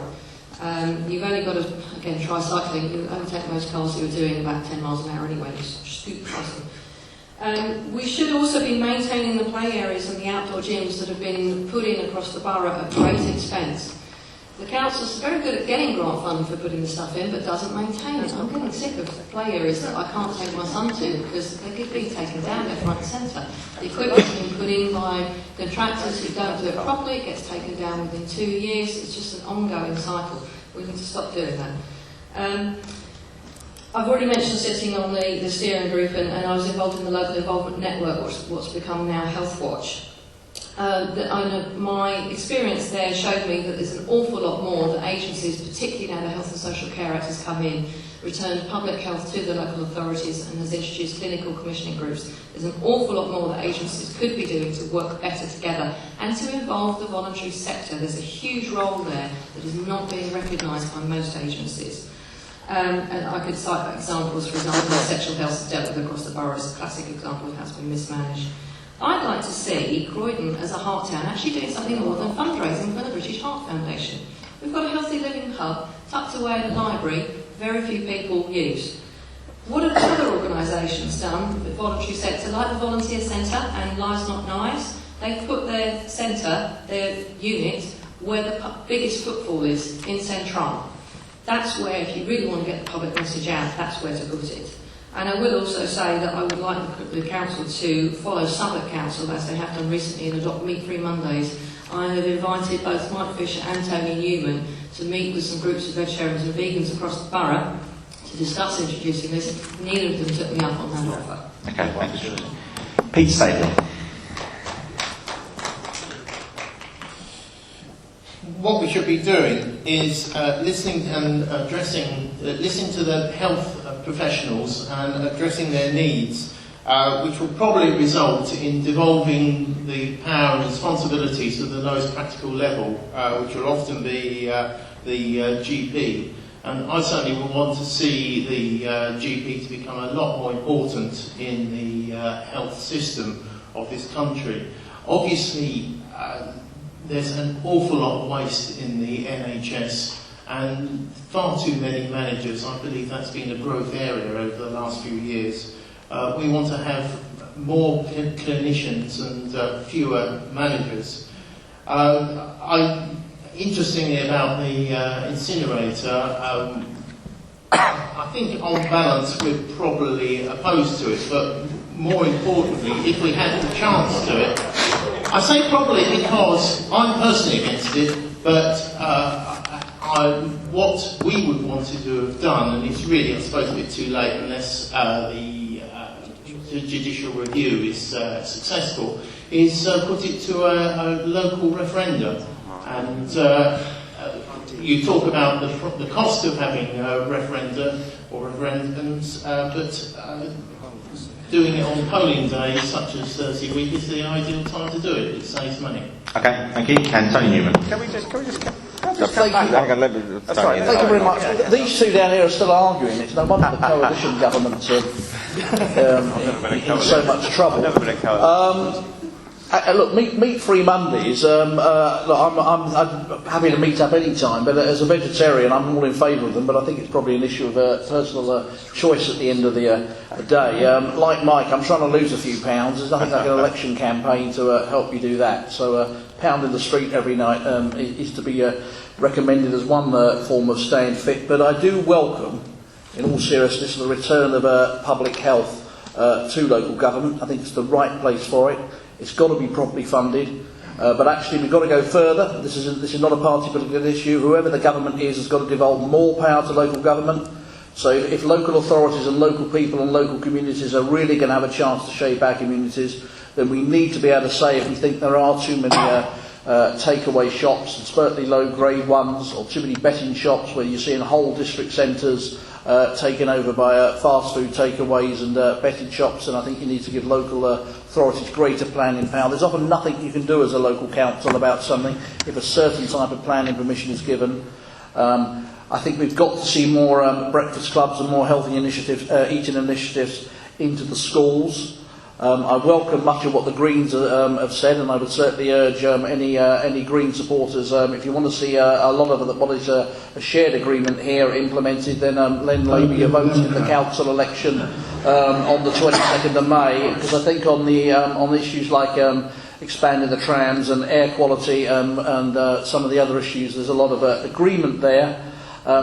Another fundamental difference, though, we do have with the current council, and it is a matter, I think, of principle. We've got to see the council start to withdraw from investing shares of the council's pension fund in the tobacco industry.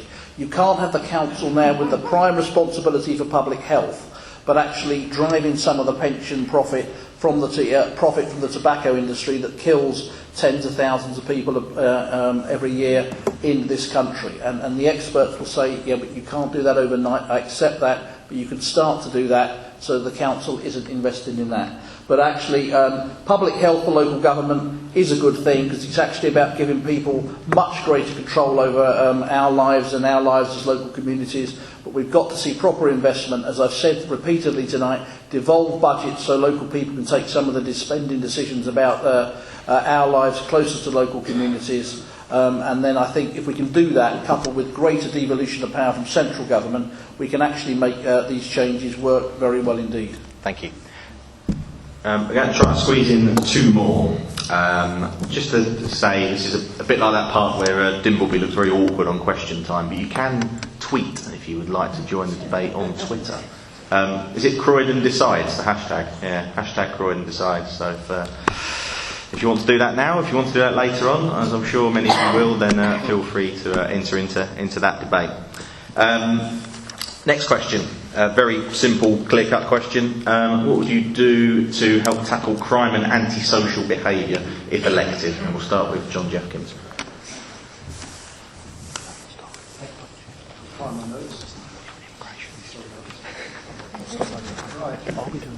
We've actually covered this already. Crime has actually dropped everywhere, not just in Croydon. But can we actually believe the police stats? On knife crime, we also need to count the NHS data from knife injuries presenting to A&E in those stats. As I've already said, we need to be tough on knife crime, but not necessarily prison. We support policing by consent, neighbourhood teams instead of big police stations, school liaisons, basically everything that expands police contact and includes local people in decision making. Okay, thank you. Tracey Hague. This ties in very much, as John has already said, we've covered some of these issues before. I definitely think there's an awful lot more we could be doing to engage young people and to subvert gang culture. Take something that's in gang culture, that's leading to a lot of crime problems, and turn it on its head. Music. It's a very big part of gang culture. Why can't we use that to subvert gang culture and show people another way? There's an awful lot of other things we could be doing in sports, and in fact CBA have bid with the Croydon Crystal Palace Football Club to do a programme there to do with young people who are excluded from schools and things. Youth clubs, we need to encourage young people's self-esteem and encourage them to develop their own self-development. Teach them how to handle themselves when it comes to a situation where there's going to be a fight probably. So some people have laughed at this, but I do think martial arts and things like that, self-defence, do have a part to play in that. But also teach them that my husband used to do Krav Maga, which was teach to the Israeli military. They teach you disarm your opponent as much as you can, sufficient to give you a couple of seconds to run like crazy. And that's the kind of self-defence I think we should be teaching. So get away from the situation, don't get embroiled in it. We should be encouraging people to make good life choices by tackling children who have been very much abandoned by the education system I mentioned earlier, and also tackling poor parenting. I know there's an awful lot put on schools and teachers and the teaching staff that they sometimes have to take over as surrogate parents. But there have been programmes on the television at the moment that Mr Drew's school or something like that, and it shows that you need to tackle not just the child's behaviour but also the parenting, because quite often one leads to the other. We should stop closing police stations. I found out to my cost when I was heavily pregnant with an overseas visitor who had been pickpocketed. How awful it was going into Croydon Police Station, Central Police Station. We were there for 5 hours. I had to be escorted to the toilet twice under police escort. It's just utterly ridiculous. Closing police stations to the left and centre is not going to solve that problem. You might have a 1 hour a week window in a public place like a supermarket or a coffee shop. Please can I have a latte and I'd like to report a rape, please. It doesn't work in a public place. It's not the way to do it. Pickpocketing, I also found at my cost that there are large parts, although we don't agree with CCTV, we've got far too much of it in the UK already, but there are significant pockets of Croydon that are covered that you would expect, like Poplar Walk, outside of M&S, no CCTV coverage. Moreover, the police refused to investigate when I got pickpocketed, and I, as a civilian, have no powers to demand that the TfL bus company submit that to me. So I was failed as a victim of crime. Thanks, Tracy. Some things like that. Sorry, just like to get another question. Thank you. Peter Staveley. I think we go back to one of the main policies of Ukip is that we want to reduce bureaucracy and increase or at least maintain frontline services. And this applies here. There's too many police officers who spend too much time filling in forms. We want the police officers and more PCSOs on the street. In particular, we want to have a zero tolerance of petty crime in the town centre, and the no alcohol zone should be extended to include all the public parks to stop the nuisance of down and outs frequenting those parks. I think that's all our main aims, but it's to put more police on the street, and that's what we can make them more effective. Thank you. Tony Newman. Yeah, I'm sure Mike will have a wall of statistics because he has for everything. But everybody knows that the neighbourhood police officers are being actually taken back from the streets, and when you couple off the streets, and when you couple with that with the closure of the local police stations. So in New Addington, for example, Labour's very clear. We want to see the police office up there again used as a base where police based in New Addington can police that community with the consent of the community. The CCTV issue, we also emphatically think where people want that, it should be there, because that's part of a deterrent. And where you actually want to get to with some of this agenda is to create a virtuous circle where actually we reduce the fear of crime. Because to me, that's almost a crime in itself. You know, there's many elderly folk across London and many other places After Dark won't come out because of a fear of crime, some of it perceived, some of it real. And we've got to actually get more of our public spaces with more people using them, not just in daylight hours and after dark as well. And the town centre and the district centres have got to feel safe. Some of that's about police, some of that's about actually having people on the streets, some of that's about some of the other discussions we've had tonight in terms of the types of shops and areas you have. So it isn't all just takeaways and betting shops, but there are places for people to go out in the evening and feel safe. And then some of it's about the very practical steps. I think there was cross-party agreement at the Croydon Citizens debate a couple of weeks ago around safe havens, where people can go and actually feel safe if they're being threatened. So there's a mix of things here, and I wouldn't want to say anything that would reduce the impact I know that one crime can have on a family or an individual, and a serious crime, because that is not in any sense to be underestimated. But we've somehow, whilst tackling the actual crimes we have, we mustn't let this myth grow, which I think too many people used to attack and run down Croydon with, that we're sort of some crime capital of London. We're not. The statistics don't show that. We've got to make people feel safer. We've got to get more police on the street, make people feel secure, and actually make sure that communities own the spaces where people live and we can feel safe in them. And I think we should encourage that. But sometimes you have to take tough decisions, and where I disagree with the Greens, people have told us emphatically they want CCTV because they know that that will deter crime as well as catch anyone who actually does perpetrate the crime. Thank you. Mike Fisher. Once again, there's a lot of what Tony said, but I agree with. Let's start with some of the good news. Crime in Croydon is down. 9.5% reduction in crime. And it is a sign. I'm using statistics because they're facts.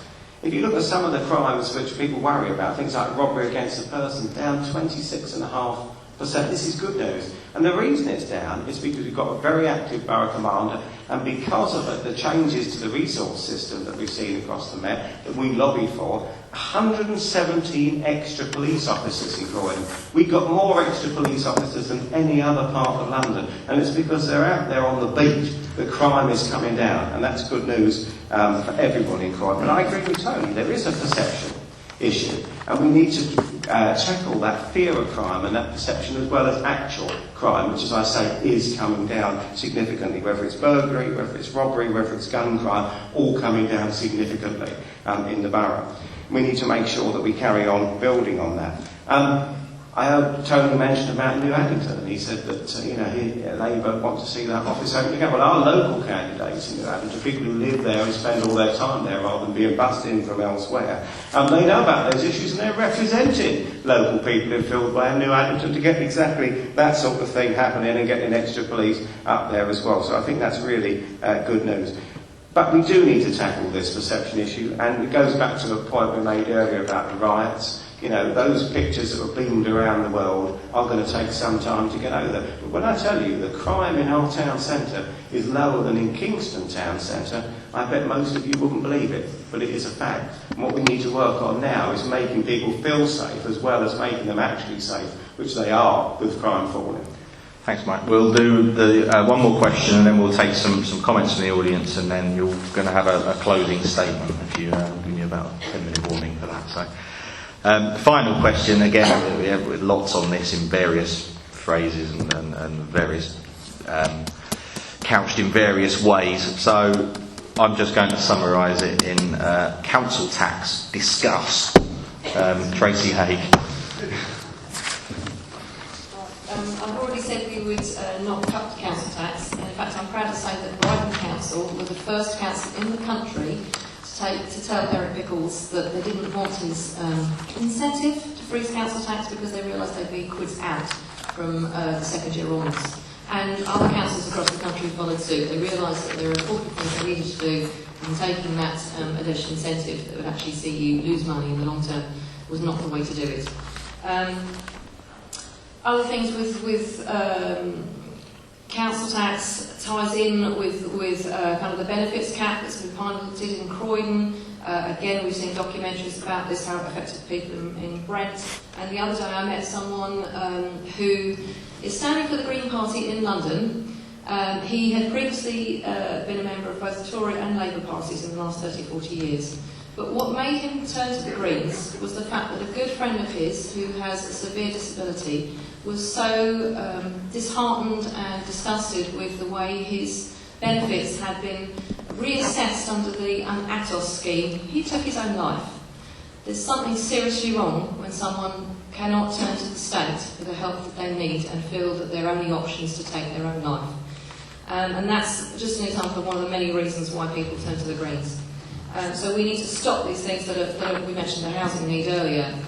We're facing London's worst ever housing crisis, and it's fuelled by inequality. I've already mentioned the London living wage and the 10-to-1 fair pay ratio. These are the kind of things that we need to sort out.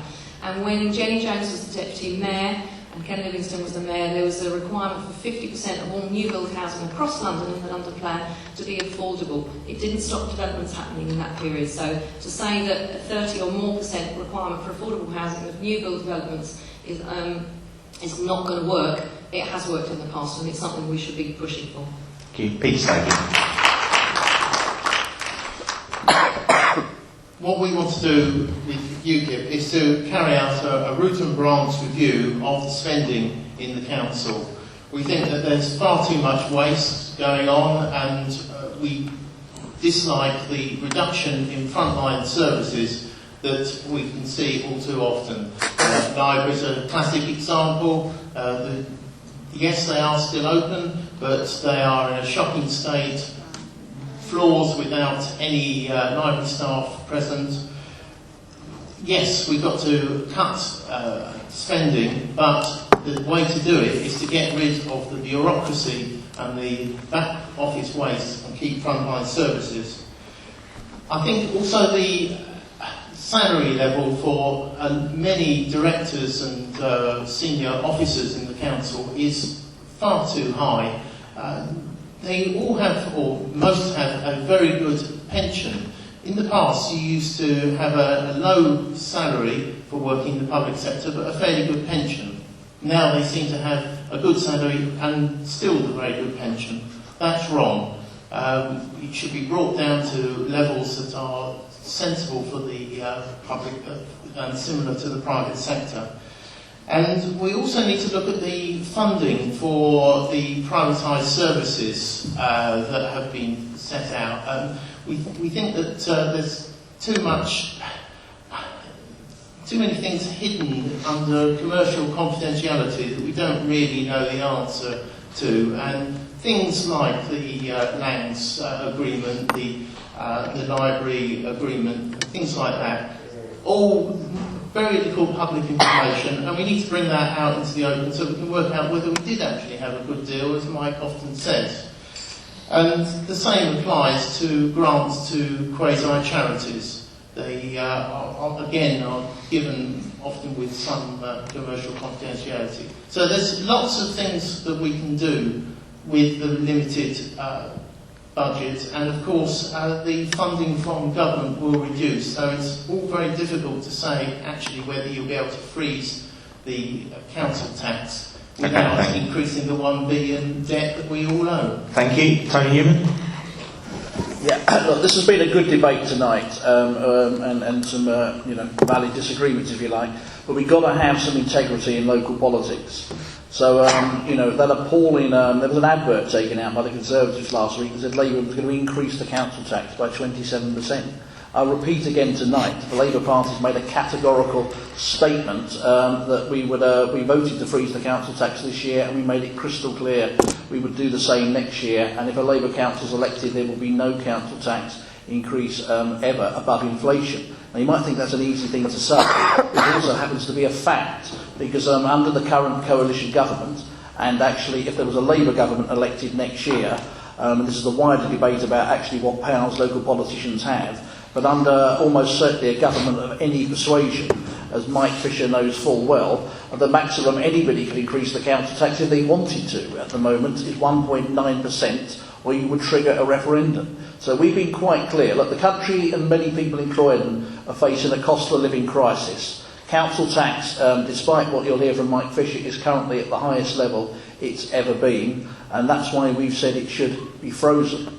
We also think that to justify increases in council tax, when the council has frankly been on a spending spree in terms of new offices and furniture to kit it out with, is outrageous. There are savings. Everybody else in the borough's tightening their belt, and the council needs to start to tighten its belt as well. So I repeat again, Labour, if elected, will freeze the council tax and never allow any increase above inflation. And I think we have to debate that in the terms, as Mike Fisher knows full well, that is a national policy of both parties as well as locally.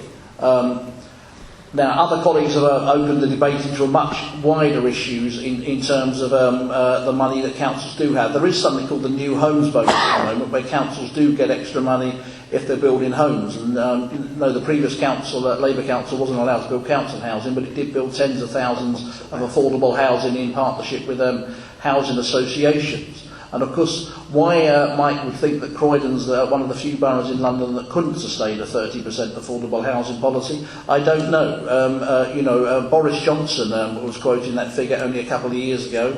Councils of different political persuasions across London make it work.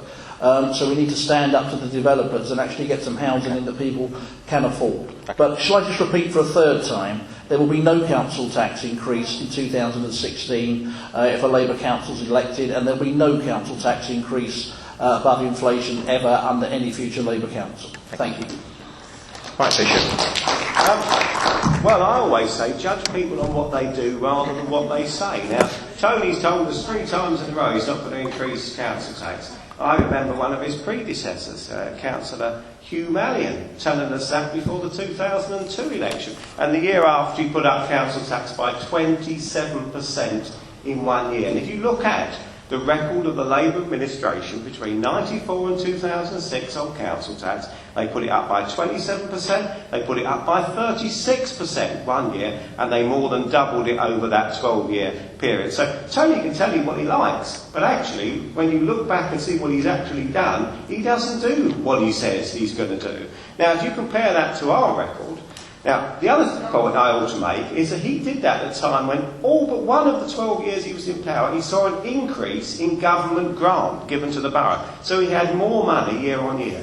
Over the last 8 years, we've seen a reduction every year in the amount of government grant, £100 million taken out of the money that we can spend. And yet, over the same period, a real terms reduction of 4.5% in the council tax that you pay. So when it comes to judging people by what they do, it's very simple. We keep council tax down, Councillor Newman and the Labour Party put it up, and our record speaks absolute volumes of that. And coming back to a point that was made earlier, we actually collect council tax. Record levels of council tax collection in year in this borough. It's a fact, John. You might want to come in a minute and say it's not, but you'll be wrong, because that is a fact. Under Labour, nearly 8% of council tax wasn't collected. Now we've got that down to less than 4%, and still we push on to try and get that better. If you're looking for efficiency, if you're looking for keeping council tax under control, there's only one way to vote in this election, and that's Conservative. Okay, and John Jefkins. Yes, please, let's judge people on their record. Let's compare 2 councils that are right next to each other, Sutton and Croydon. Sutton, Lib Dem controlled. Last 5 years, no council tax increase at all. Croydon, Tory controlled. 3% increase in 2010. The total compound interest is 6% over the last 5 years. Now Sutton, by keeping it the same, with inflation taken into account, that's an 18% drop. The other elephant in the room, I'm afraid, is the debt. These are official statistics. This council's website. 1 billion. So you wouldn't invest in roads then, John? Or infrastructure? No. When you came to power 8 years ago, it was 160 million. You wouldn't invest? The debt has risen 6 times. Now, how are you going to service that debt over the next the next years? Is that not a tax bombshell waiting to happen? Because interest rates are going to go up. But we've fixed the deal. Okay. We've fixed the deal. Okay. Sorry. Are you still going on? Oh, I didn't think of that. Okay. Sorry? Carry on. You wouldn't think they're in the same government, would you? We went into government to try and reduce the debt. to keep interest rates low, because otherwise Lib Dems in government have helped reduce this country's debt. Okay. I'm no mouse about to turn, disappear into my suit. We've achieved things. For starters, you've got 700 quid in your pockets that you wouldn't have had without Lib Dems in government, because we raised the tax threshold to £10,000 a year. That was our policy, not Tories. Thank you. I'm very aware that the clock is ticking and we have to be out soon. I'm going to take a couple of comments from people in the audience, then we'll do closing statements, and then we'll have to continue the discussion in the pub or somewhere else. Gentleman in the second row and then the front row. I don't need a microphone. No? Okay. I don't need a microphone. I mean, tonight sums it up to me. Most people out there don't trust any politicians at all. And you've heard the tick for tack today, and I know some of you are supporters of some parties and some of you are supporters of others. The Croydon Advertiser wants a headline. So I would like all the politicians... You're going to write one? Mike Fisher, because I'm standing in your... I know you are, yeah. And I'm a very good candidate, by the way. So I'm told. I would like a headline for the Croydon Advertiser. I'd like you all to tell me, honestly with people, one of the things you're going to cut, which will not be popular with people in Croydon. And I don't want to hear bureaucracy, and I don't want to hear waste. I want one thing you're going to cut, which the people of Croydon might like. And when you say you're going to keep the council tax down, why don't you put it up and say to people, we'll spend all this money on providing all people's homes for people that are getting older in the borough, and it will actually help people in the borough, which you might find some people in the borough might like. So don't keep saying you're not going to put it up. If you're going to put it up, tell us what you're going to spend it on, and you might find that the people of Croydon are actually more sensible than you think they are. And they don't necessarily vote on party lines all the time. Thank you, sir. Thank you. The gentleman at the front. What I'd like to know is that we've heard a lot about young people in the borough, but there are a lot of disabled people in the borough who have been attacked by this government year in and year out, cutting benefits, cutting services, and obviously they can't afford these leisure centres like Croydon's got, because they can't afford to go through the door. And what are the council going to do to help people who are disadvantaged use leisure facilities both in the public sector and the private sector to get fit? Okay, thank you, sir. And then, gentleman in the fourth row on the end. I'm going to take a couple more, and then I'll ask if you want to address any of these points in your closing statements, because we are on overtime now. So, and then the gentleman behind you afterwards. That's okay. Thank you. Thanks a lot. Firstly, I'd like to maybe make a warning and also lay down a challenge. A lot's been said about building affordable housing in the borough, quite rightly. The local council have built new housing in New Addington. We said at the time in New Addington that the infrastructure wouldn't support those new houses in New Addington. We said there weren't enough school places, there weren't enough GPs practices, and the public transport system would not support the additional children and families that were brought into the borough. I would like to throw down a challenge to all of you to try to get on the New Addington to Croydon tram at 8 o'clock in the morning, because having built your houses in New Addington, Tory Council, you cannot get on the trams because there are so many people taking their kids out of New Addington into Croydon to get to school. Okay, sir. Thank you. And then just the gentleman behind you, and then we're going to do closing statements very briefly. Can I ask Mr. Fisher why in April, at a cost of £1.5 million, you gave all council tenants in Croydon a 2 weeks rent-free holiday? Was it an attempt to buy votes in Wadden and New Addington? Okay, very quickly, and then we'll do closing statements. Yeah, it's very simple. We looked at the housing revenue account, saw there was surplus in the reserve, and decided that, well, we're always being told, if you've got these huge reserves, and people say, give some back to people. So what we decided to do there was to give about £1.5 million back to people in terms of a rent rebate. I think that's entirely reasonable. People that I've been seeing on the doorstep say it was a good idea, and it's going down very well. So I think that's an excellent idea. Right, thank you everybody.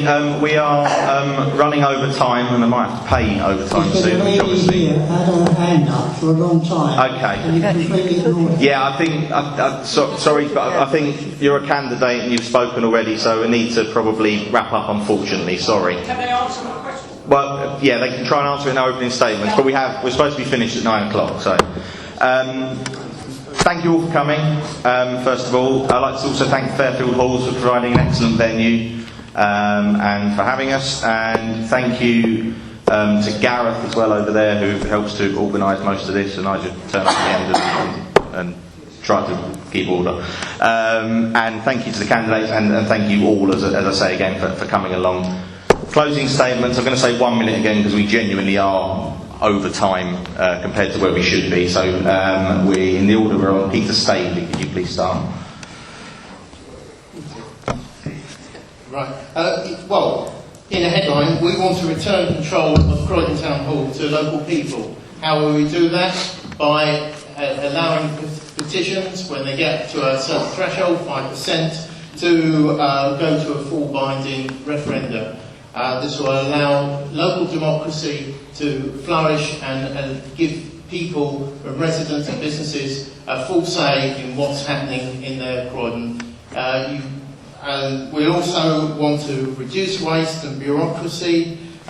We want to protect our parks, such as Green's Gardens across the road, Greenbelt and Metropolitan's open land. Build partnerships with other organisations to help reduce costs, and to revitalise the local district centres, including extension of the 1 hour free parking arrangements. Thanks, Peter. Thank you very much indeed. A Labour council would be a transparent council, an open council. We would publish everything. That would be the starting position. End the culture of secrecy. Webcast the council meetings. Devolve power and decisions to local communities. Devolve budgets to local communities, so local people have a much greater say in how their services are provided. But we can't do any of that till we clear up the fly tipping epidemic that's gripped Croydon. That would be a day one priority. Absolutely to clean up the borough, and then a key commitment of ours is that every street must be clean, safe, free of fly tipping, have neighbourhood police officers on it, CCTV if people want it. People have a right to expect the council to clear up the rubbish, not let the streets fall into disrepair, and feel safe in their communities. And if we're doing that, we can then move forward to build affordable housing, provide the right schools, expand the tram, ensure local jobs are priority. And to answer the gentleman over there, absolutely, I said it on the Cane Hill development in the south of the borough. If you're going to build hundreds of new houses that may well be wanted and welcome, you've got to make sure the roads, the transport, the health and the education infrastructure goes in as part of it. You can't just keep building houses and not put the rest of it in place. Thanks, Tony. Thank you. Mike Fisher. Yeah, well, I'm here because I've lived all my life in Croydon. I love Croydon. I think we're on the brink of some really, really great things in Croydon. We need to make sure that all Croydonians can enjoy the benefits of those. We've 16,500 new jobs. Let's get our local people and our local young people into those jobs and continue to drive down youth unemployment. Let's build those new homes and give local people the chance to live in affordable homes locally. And if you want a council that continues to deliver good quality services at an affordable price by keeping the council tax down, then there's only one party you can vote for, which is the Conservative Party. And I hope you will on the 22nd of May. Thank you. John Jefkins. Thank you. Look at our website for a full list of policies, but in just 1 minute, local involvement in decision-making policy. Parking, for example, you can't answer it all. You have to actually ask local people. Scrutinise this tax collection. There are too many questions on this, whether it really is collected, and this debt mounting. Check this debt mounting. Make sure that we're not having to make 20 million of cuts again and again, because if we collected the tax. Fly tipping enforcement, yes. Insist that developers do keep their promises, do provide the improvements like the Cane Hill roads, or more trams in central Croydon. We have actually, by the way, on that subject from New Anderton, argued the case for more trams and won for more trams. Caroline Pigeon was the one doing that. Yeah, we paid for it. Doesn't matter. Lib Dems were arguing. Lib Dems argued, let them finish. Let them finish. We all paid for them in the end. The taxpayer pays for them. But what we need here is more scrutiny, more eyes watching these guys, because at the moment there's just two parties, Punch and Judy, arguing away, no constructive critique. We need to be in there. Okay. Lib Dems in this government too. Thank you very much. And finally, Tracey Hague. Another thing about the housing crisis that didn't get covered earlier is that we're whacking up flats left, right and centre. It's the wrong kind of housing. What we're really short of in Croydon is family housing, 3+ bedrooms, and that still hasn't been tackled by successive administrations. But there's another elephant in the room, which is called hydraulic fracturing. Not many of you know there's a licence granted in 2008, back through till at least 2039, covering most of Croydon, Bromley and Sutton. Even George Osborne and Quadrilla, who drilled in Balkan last year, admit it will not bring energy prices down. In fact, it's brought house prices down, both in Balkan and in the States, where they've seen this. In America, they've also had insurance for any underground damage invalidates your insurance, any damage that's caused. And even the trespass laws are being changed so that they don't even have to ask your permission to drill under your house. This is something we should be abandoning, big style in this country. I've spoken to geologists who aren't necessarily green voters in Croydon and elsewhere, and they say we have the wrong geology, we should not be touching this with a barge pole. Thanks. Final thing to say, you can vote green across, we're doing a full slate, 70 candidates, you can vote green for all 3 council seats and for the European vote. So vote green, green, green, green, please. Thank you, everybody, again for coming along. I think there's some polls going on our website now. You can have your say on what's happened tonight and put any views you wish, and also you can do it on Twitter on the Croydon Decides hashtag. Thank you, everybody, for coming along, and hope to see you again soon. Thank you. Well done. Thank you. Yeah, well done. Thank you.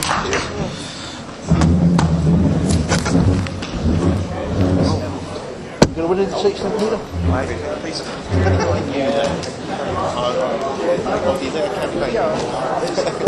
What I'm predicting is somewhere between 0 and 50. Sure, yeah,